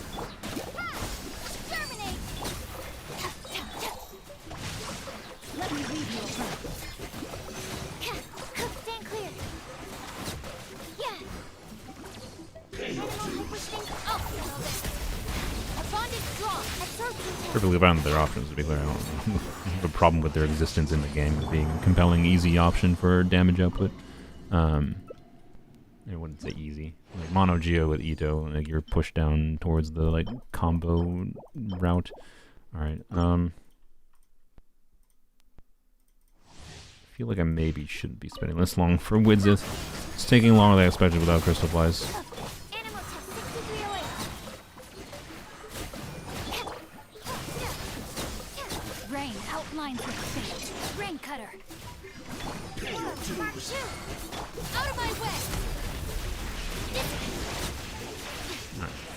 What about you Singcho and get some Hydra on them?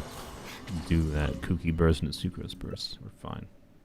Alright. I feel like versatility in character design was something from 1.x and 2.x. Oh, okay, look, I would love...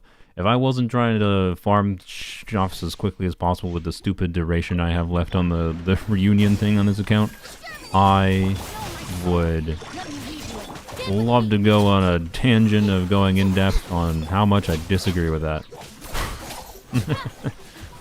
I think the best they've done for character versatility in kits was last year.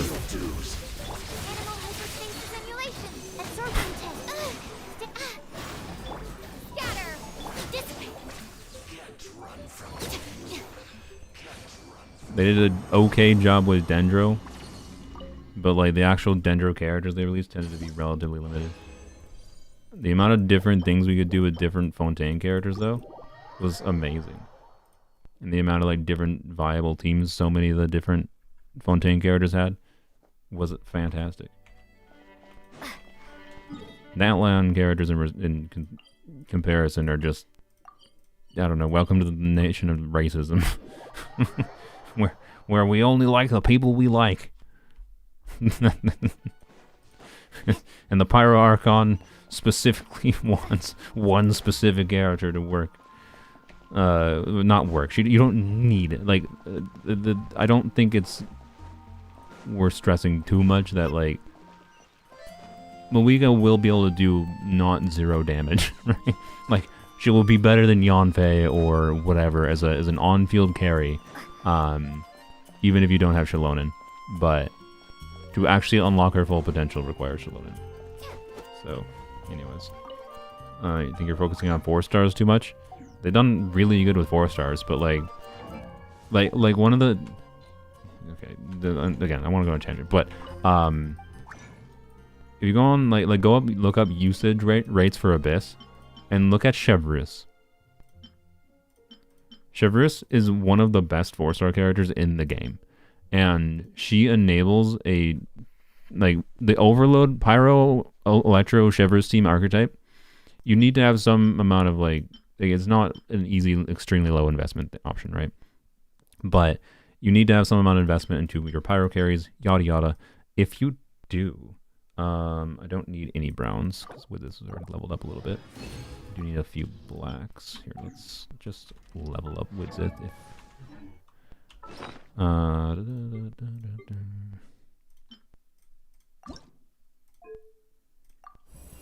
Okay, there we go.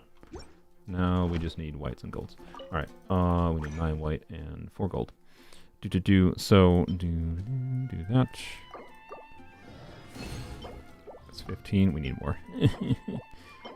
I need more. Frick. Okay, well.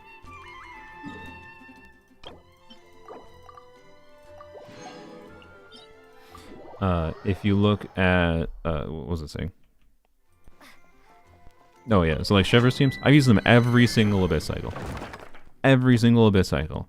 I've used them since Chevreuse was released. Like, Pyro and high Chevr's teams have a level of adaptability that is kind of absurd. Like as long as you have like Xiangling and you have Bennett and you have Fischl invested, 4-star characters, they're extremely adaptable. She's low pick rate, but not a lot of people have her. Yeah, but I don't know. She's one of the 4-stars in the game that, quite frankly, is worth risking going for. And I think actually Oran kind of is in that category as well. Not quite to the same extent because of his reliance on what Hydras you have. But Xingqiu's existence helps him a lot. So, I don't know. There's some 4-stars they've done a really good job with, but they've been hit or miss. Is my point. So yeah, as far as like Oran is the standout release thus far of Natlan, and Zitlali has the potential to be another standout. Come on. Yeah, like Oran and Chevr's design are very much highlights of recent 4-stars.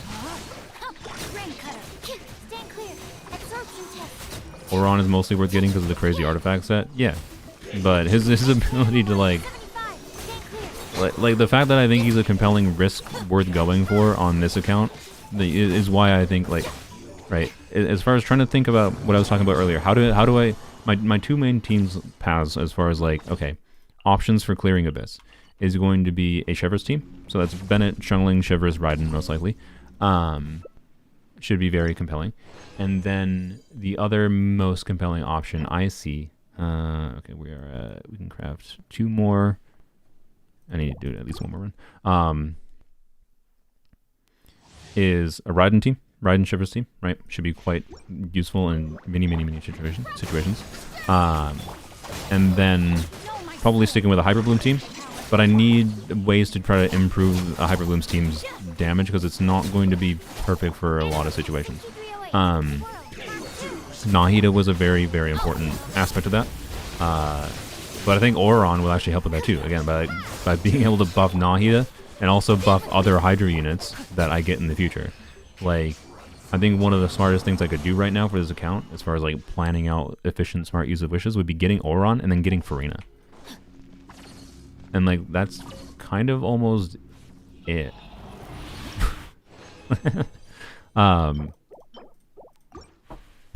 So I don't know. Anyways, not saying I would do Nahida or Ron in the same team super often. I mean, it might be fine actually, but I might not need to do this. Let's double check. Teeth. Okay, so it's 2. So it's 3 whites. That's 14. That's enough. Wait, is that enough? No, it's not enough. Wait, 14. It's not enough. God dang it, it's not enough. It's barely not enough. Game. If I did my math correctly, it's barely not enough.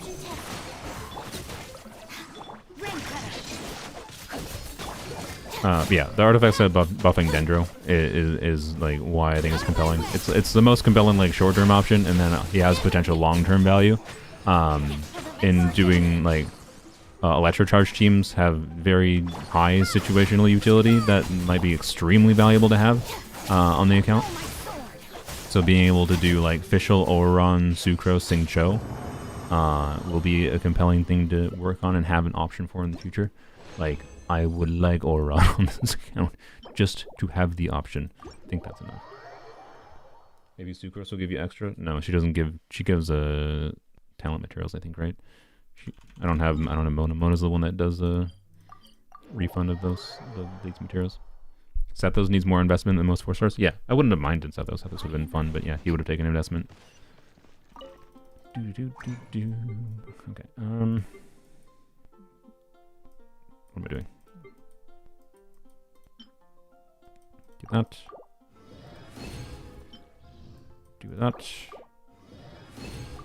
Alright, and need 1. No, I don't know why I didn't craft 2. There we go. Sick. Alright, perfect. Do that. And then I have 9 whites. Yep, sick. Alright, we're done with all the weapon farming. Sick. We have 13 minutes left. Okay, let's go here. Use one more. Let's go farm Raiden materials, because I think Raiden, considering how good my potential build is with the catch, so add ER, add crit right there. I think it would make sense to try to like crown this character's burst eventually on this account, right? What? Go. So let's just get a whole bunch. You need 36 golds to crown an ability. I have enough to like level. Look, max investment right on this account would be level 9 skill, level 10 burst, right?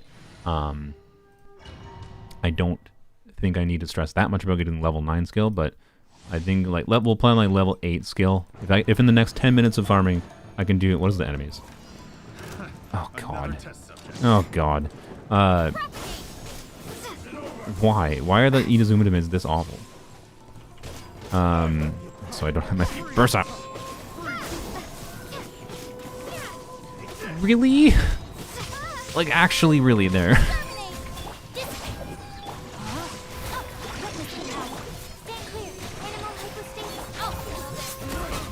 Sucrose will have a lot here, obviously, but...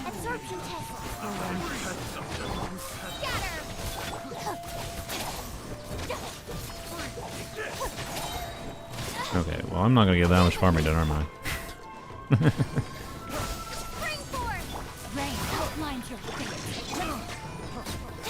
God, what? Like, did they really just configure every Inazuma demand to be like, frick you, Paul Kazuha?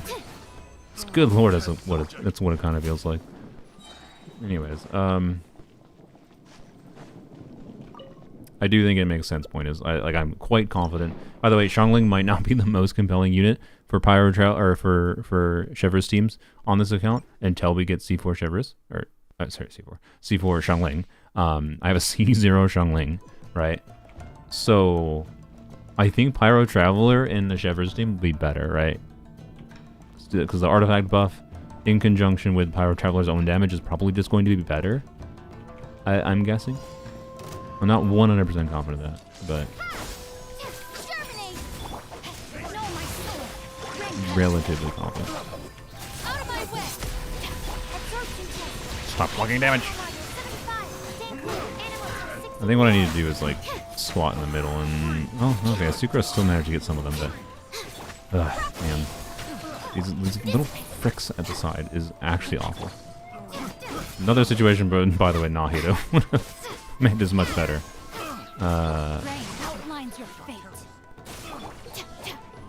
Oh my god, bro, over here. Yo.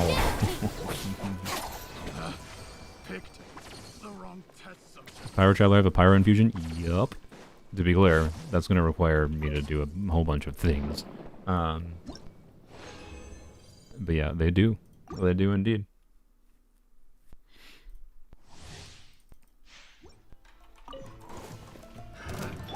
Okay, let's try...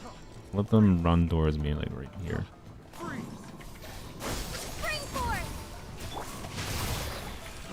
Bro, change out! I'm sorry, I will never, like, accept Singcho as a enjoyable character because of that.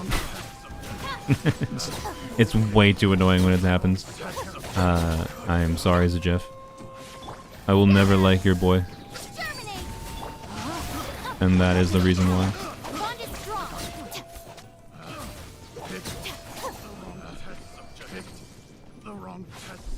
Zajef is just too much of a spacebar masher gamer. I think it is actually nonsense to be fine with that. It's awful. It's actually awful. Anyways, we're just gonna keep on farming. I need to do this about 10 years. I don't think I'll be able to even get enough in the time limit. Actually, I don't know what happens. Can I just stay in this domain forever now that I started it? I might be able to just stay in this domain forever because like the thing was gonna run out in 10 minutes, right?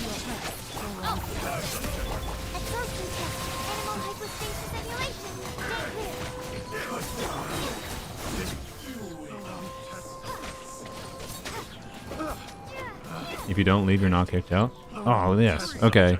Do I just stay in here then and finish the Ryzen farming?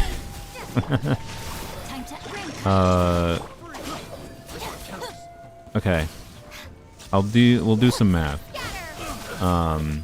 And see if I want to save. Bro, another one spawned. Why did you do this, Moyo? I kind of don't want to spend forever in this domain because of how miserable it is. Like, Jesus Christ. It takes a minute to clear it. Like, oh my god. Alright, anyways, let's go, let's, so I need 42 of these, which I obviously already have. So, like, everything from here basically goes to the gold materials. And so let's look at what we have right now, and then try to keep a approximate tally of what I get, without factoring in like the chance for like bonuses or whatever. Since I can just stay in here with the timer. Right, so I have enough right now. That's enough to level. Well, we'll say that's enough for her skill, right? Skill to level 8. And then, yeah, we'll just say this is enough. We'll just, to keep it simple, we'll say this is enough for skill level 8. So from here, I would need 36 golds, and I think on average you get like, what is it, 1.5 probably? No, you probably only get. It's probably only slightly over 1 gold per run for a 20 resin run, right? I'm used to estimating slightly over 2 golds per average, golds per 40 resin average, golds per average. So we're talking 1 gold average per, and I'm gonna need 36. That's a lot. No, 38. Sorry, that's 38 runs in this domain.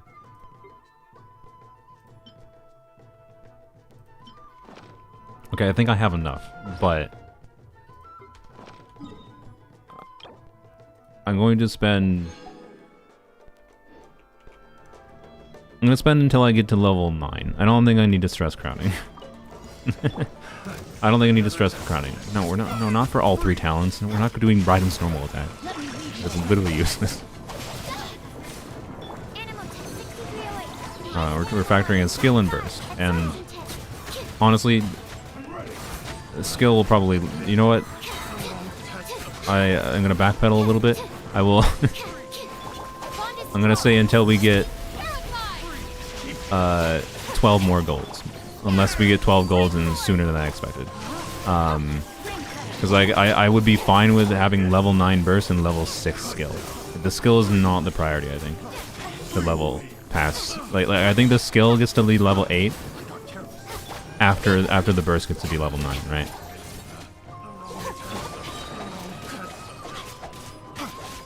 Please. Oh, I thought the dude didn't die. Get Hydro on him, please. Do electric charge. Oh, god dang it. Frickin' Sync Cho triggered the electric charge.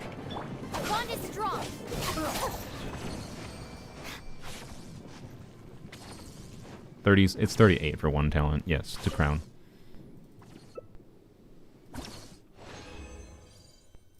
Yeah, I'm not triple crowning it. This is not a, oh, I love Raiden so much. This is, I'm trying to make smart decisions. And I think I'd rather use the fragiles elsewhere.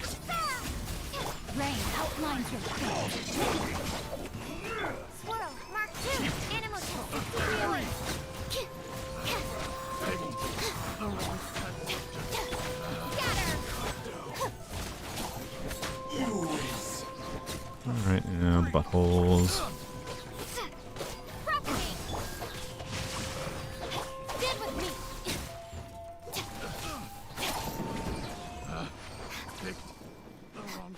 It sounded like a lot. I'll assume it was the 3. Oh no. I regret to inform you, Ton Guy, if you're not used to talent farming in Genshin, I think talents is one of the most miserable aspects of farming for characters in Genshin, quite frankly. For most characters, if I don't really like them, I stop at level 8 talents on my main account. I have to, like, level 8 talents is not that hard to do. anything past level 8 talents takes a lot of resources. Animal hypostasis simulation. Relative to the value of putting those resources into other characters. So anything past level 8, in my opinion, is generally speaking either for abilities that are extremely important, like abilities like Shalonen skill, Bennett burst, these buffing abilities that benefit many characters rather than just one character, right? Are worth leveling up more. But those are relatively rare. There's very few of those. For most characters, I stop at level 8 talents, if they have relevant talent multipliers in the first place. It's quite rare that I do much more than level 8. And honestly, you could probably make the argument, like you mentioned, you stop at level 6 talents. For the average player, I honestly could probably make the argument that stopping at level 6 talents makes sense.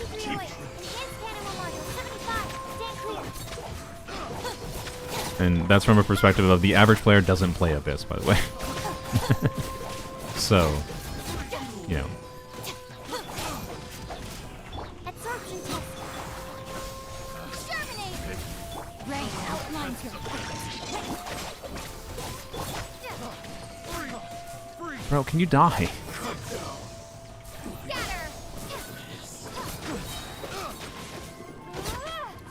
What an awful domain this is. Time to act.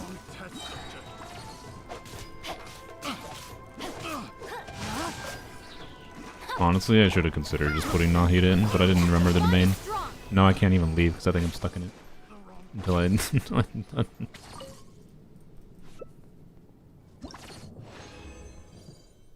Oh my god. I think I want out of this domain, honestly. The minimum drops actually kill me. I think I might return to the domain after I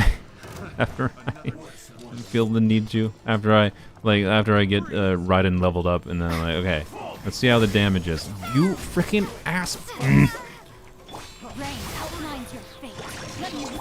This freaking domain is miserable. I hate it. I don't want to spend very much time in here. Not like level. I'll come back here like after I have Nahida leveled up. Like I'm not even gonna have the I'm gonna have to farm so many freaking Kairagi in Overworld for leveling Raiden's talents, right? Like, I think I might be fine with just chilling with her at level 8 burst for quite a while.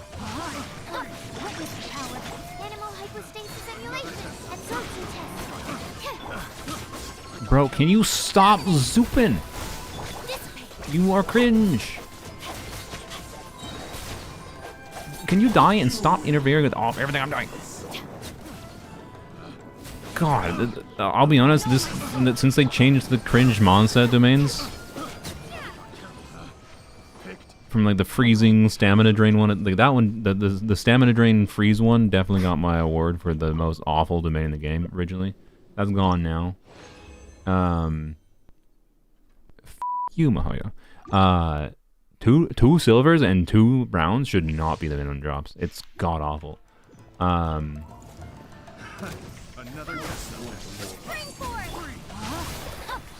It's open tomorrow? Okay, but like from tomorrow I want to like focus on like my daily farming for a while. Like the next couple weeks would be focused on Raiden, Nahida, Shepard's leveling, not talents. So like while I'm here, I may as well get enough to like have the materials ready, so I don't have to worry about it for a while, right? Yes, the long cooldown one was insane too, but that had like ways to work around it, and it was just annoying, particularly at lower investment levels. The more invested you got, the less annoying it became. The freaking cryo one was always annoying, even if you bring a bunch of pyro to it. It was awful. But this one I think might get my award now for most awful domain. That's just a cherry on top, I'll be honest. This thing show getting frozen.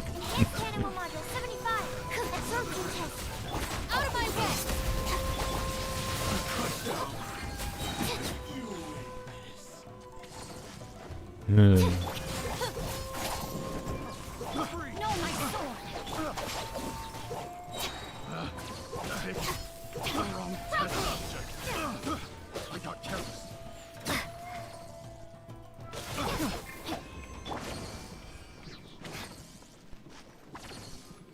This one has cryo enemies on top. Oh yeah. Oh, I've noticed. I've noticed the stamina. Oh my god, how many have I gotten minimum drops like 4 times in a row? Fuck no. I think I mistimed that sensor. Bruh. Okay. Alright, let's see what I have. Math time. And then I think I might be making my friends wait a while at this point, so boy.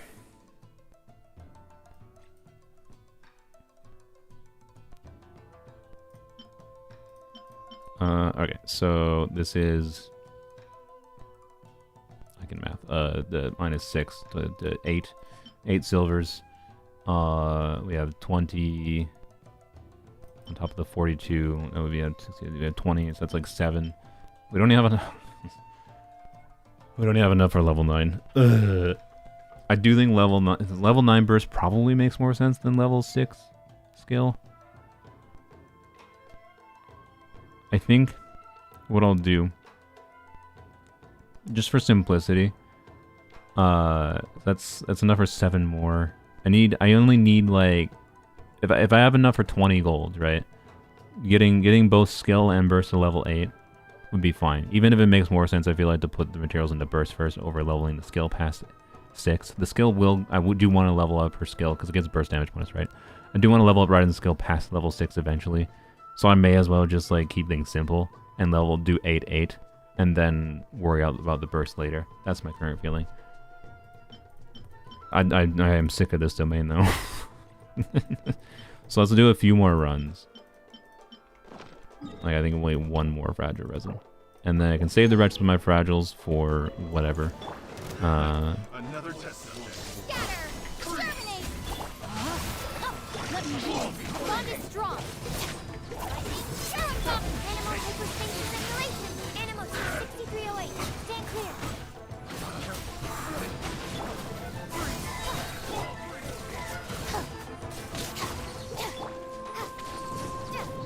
Okay, I guess we're just waiting. Propagate! Springboard! Ray out! Ring cutter! Bro, stop running. I love these Kairagi. They're just so fun.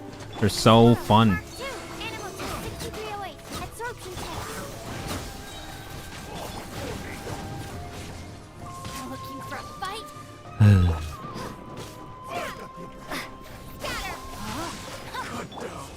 They're so fun.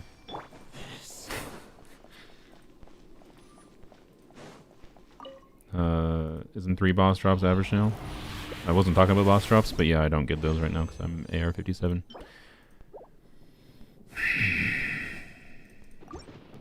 This is why I hate talent farming. I swear to God, like the chance to get anything other than minimum drops is extremely low. Like I think it's like a 50% drops, 50% I can't even speak right now. 50% chance you get minimum drops, and I don't know the exact drop rate, so I'm gonna look at it. It's probably slightly better than 50%, but it's not very good. And it definitely should just be bursting first to avoid that. And it definitely is like heavily what. Die, please. There we go. Okay. It is heavily what makes talent farming feel awful to me. Like, some people were like, with the world level increase, they wanted, like, higher difficulty artifact domains or whatever for, like, more drops from artifacts. Like, nah. We needed more drops for talents. That's what we need, actually. Jesus. It's awful.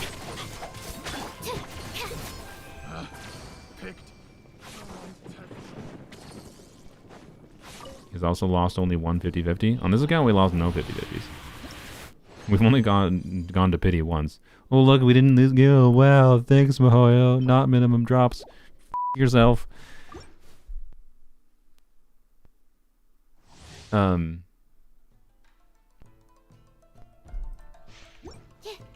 What was the thing?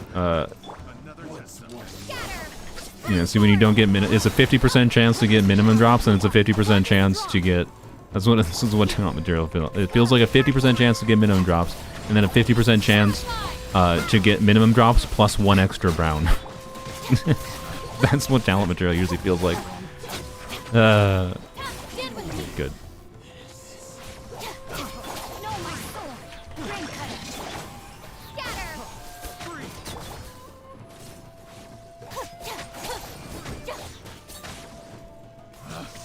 Picked. 99% minimum drops, honestly, yeah. Alright, I don't know what I was saying before. Whatever. just, I hate talent farming. I really do. Wow, this is like the best we've seen. Oh god. Okay, do I? No, we're leaving. No. We might not have enough even for level 8 of both talents. But anyways, reunion gone. Oh, I stopped recording, oops. Alright, there we go, reunion gone. We have a, well, let's see. Oh yeah, I was talking about the, like, we only went to pity once on this banner. On character banner so far on this account. And that was for Nahida. Raiden was literally free. Literally the first ball in the account was Raiden. So, you know, Raiden deserves the crown. She'll get the crown eventually, okay? But it's just going to take some time. Maybe that'll be like my end. Maybe crowning will be my end point for this account fixing video. What was I doing? Oh yeah, talents.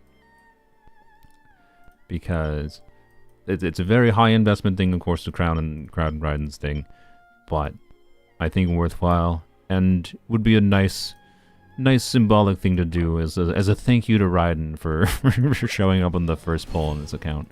Thank you, Singcho, for the bonus. We can do that.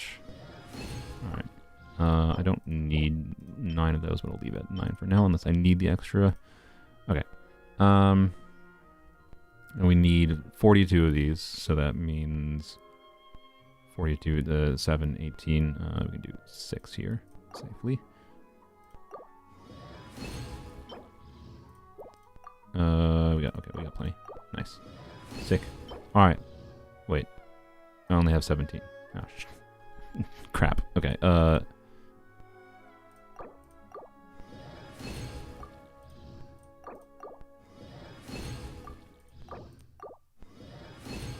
Okay, we didn't get many refunds there, but hey, there we go. We got 20. Right, wait, yeah, 20. We have 42 for that, so that's enough for level 8 skill, level 8 burst, and, or if I want, I could farm a tiny bit more and choose a level 9 burst instead, and level 6 skill. Either way, I have all the materials. I have materials for Nahida. I have all the materials other than, like, enemies now. So now I need to do a whole ton of enemy farming. I need to farm for the catch, and I need to ascend characters. That is the next goal. So, yep. Yay. We'll see. This is probably the only bit of this I'll be recording. Well, no, I'll probably do another live stream for the catch farming, the catch fishing or whatever. But this is probably the main piece of the video that will be streamed live. Everything else you'll have to look forward to. Yeah, pray for my sanity. It's probably the most time it's going to take for an account fixing video. But anyways, that's it. I'm trying to think. Is there a way? No, I don't think there is, because I already finished the event, right? Unless I did. Dang it, frick.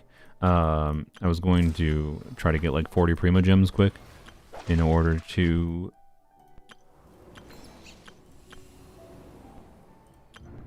In order to do a single pull for Auron. Maybe my friends are probably waiting, but you know what? Screw them. Who needs friends? I hope they're watching right now. That's why I said that. That is a joke. Hopefully obvious. Maybe not. 40 Prima Gems is 8 waypoints, right? So like, theoretically, this shouldn't take long. Theoretically.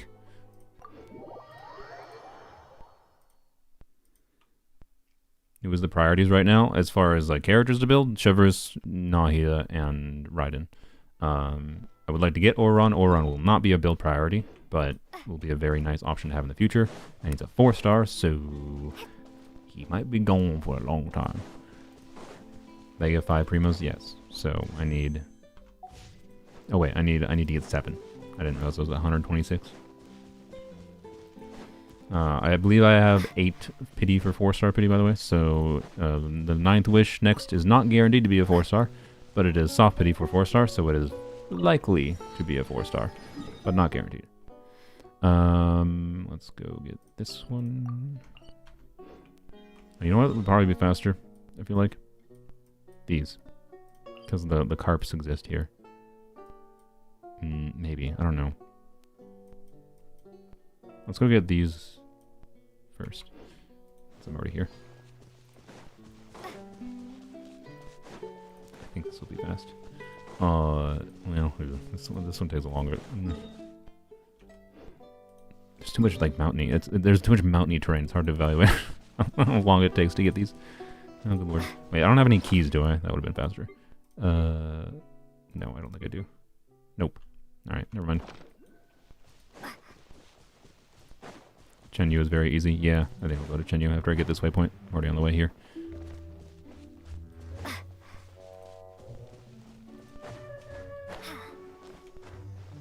Oh, by the way, I did the event on this account last night. I'm gonna yell at them for doing stupid things with quests, right?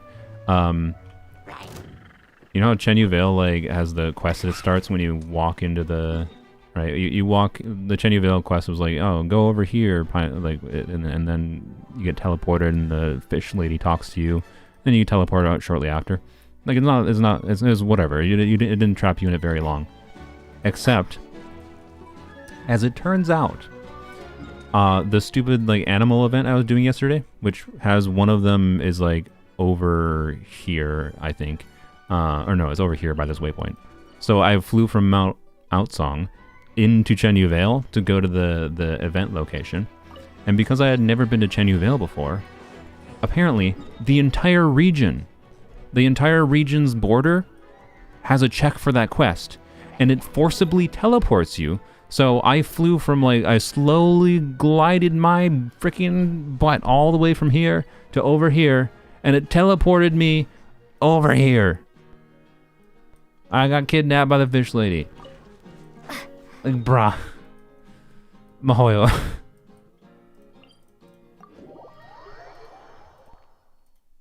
Ridiculous.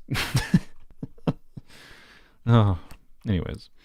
Just stupid Mahoyo overworld design and how they do overworld design related to quests is all. Most of the time it's fine, and then they do random BS like that. Anyways, let's go here. Actually, there's a freaking... The quest is over here, isn't it? Okay, hopefully I don't accidentally trigger the quest. I'm gonna avoid the pathway.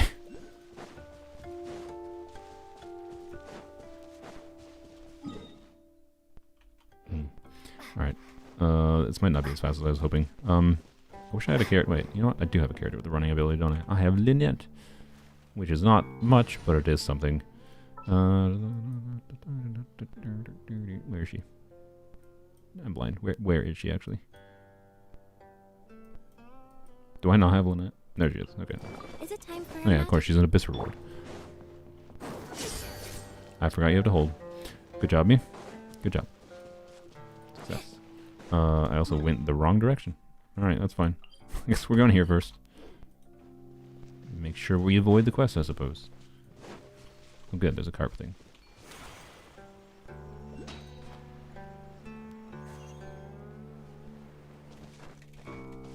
Double animal? Oh frick, you're right. I should have done double animal. Right now we're gonna be gliding. I don't know, gliding speed is even increased. Alright.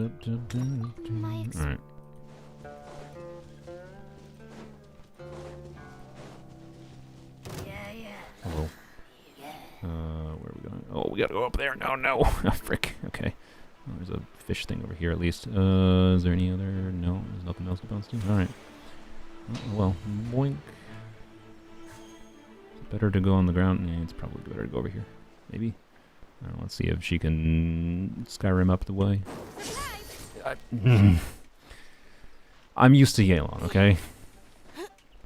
You still like Wua? Oh no. You don't follow my streams. No, I do not like Wua. It's unlikely I'll ever return to it. Because it's too much of a time sink. I can only handle so much gacha. And I prefer Genshin as far as an exploration game that has interesting combat goes. Genshin has its own flaws, certainly. Wuthering Waves, for me, and how I enjoy games, has way more. Is what I'll keep simple. And I also have Zenless that I'm playing as another gacha game. I don't need another one. I'm at a healthy balance right now. And I don't even think I'd do 2 gacha games if it wasn't the fact that Genshin is my job, right? Over here. I'm glad Wuthering Waves has been decently successful though, because competition is good. It means the one hope for Genshin actually meaningfully improving is the fact that Wuthering Waves exists, unironically.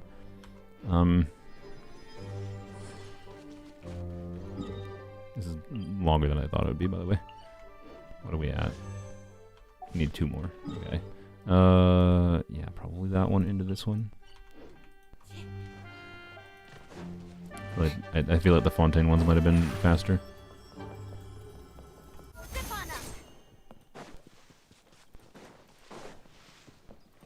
I was so sad Zenless wasn't as good as I hoped. It was just about 20. I mean, to be clear, I had 0. I thought I saw a chest. Oh, there it is.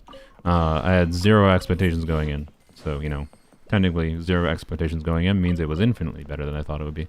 But, I don't know. It was just another gacha game to me going in, and instead they made an intensely fun combat system, with an enjoyable enough slice of life-ish story with some interesting background things. I don't know. I very much appreciate that that's a very different approach to story than they've done previously. Even if it's not like the most interesting, I think the way they've interweaved the things going on together and how they've done the storytelling is quite enjoyable. But yeah, I need stamina. Oh well. I'll just have to drop to the ground, I guess. So yeah, I don't know. It's not an exploration game. Like, I swear that most people that like complain about Zenless are just like upset that it isn't Genshin, but like urban fantasy. I feel like that's what some people went into it for some reason expecting, is my vibe I've gotten. They expected an open world exploration game for some reason.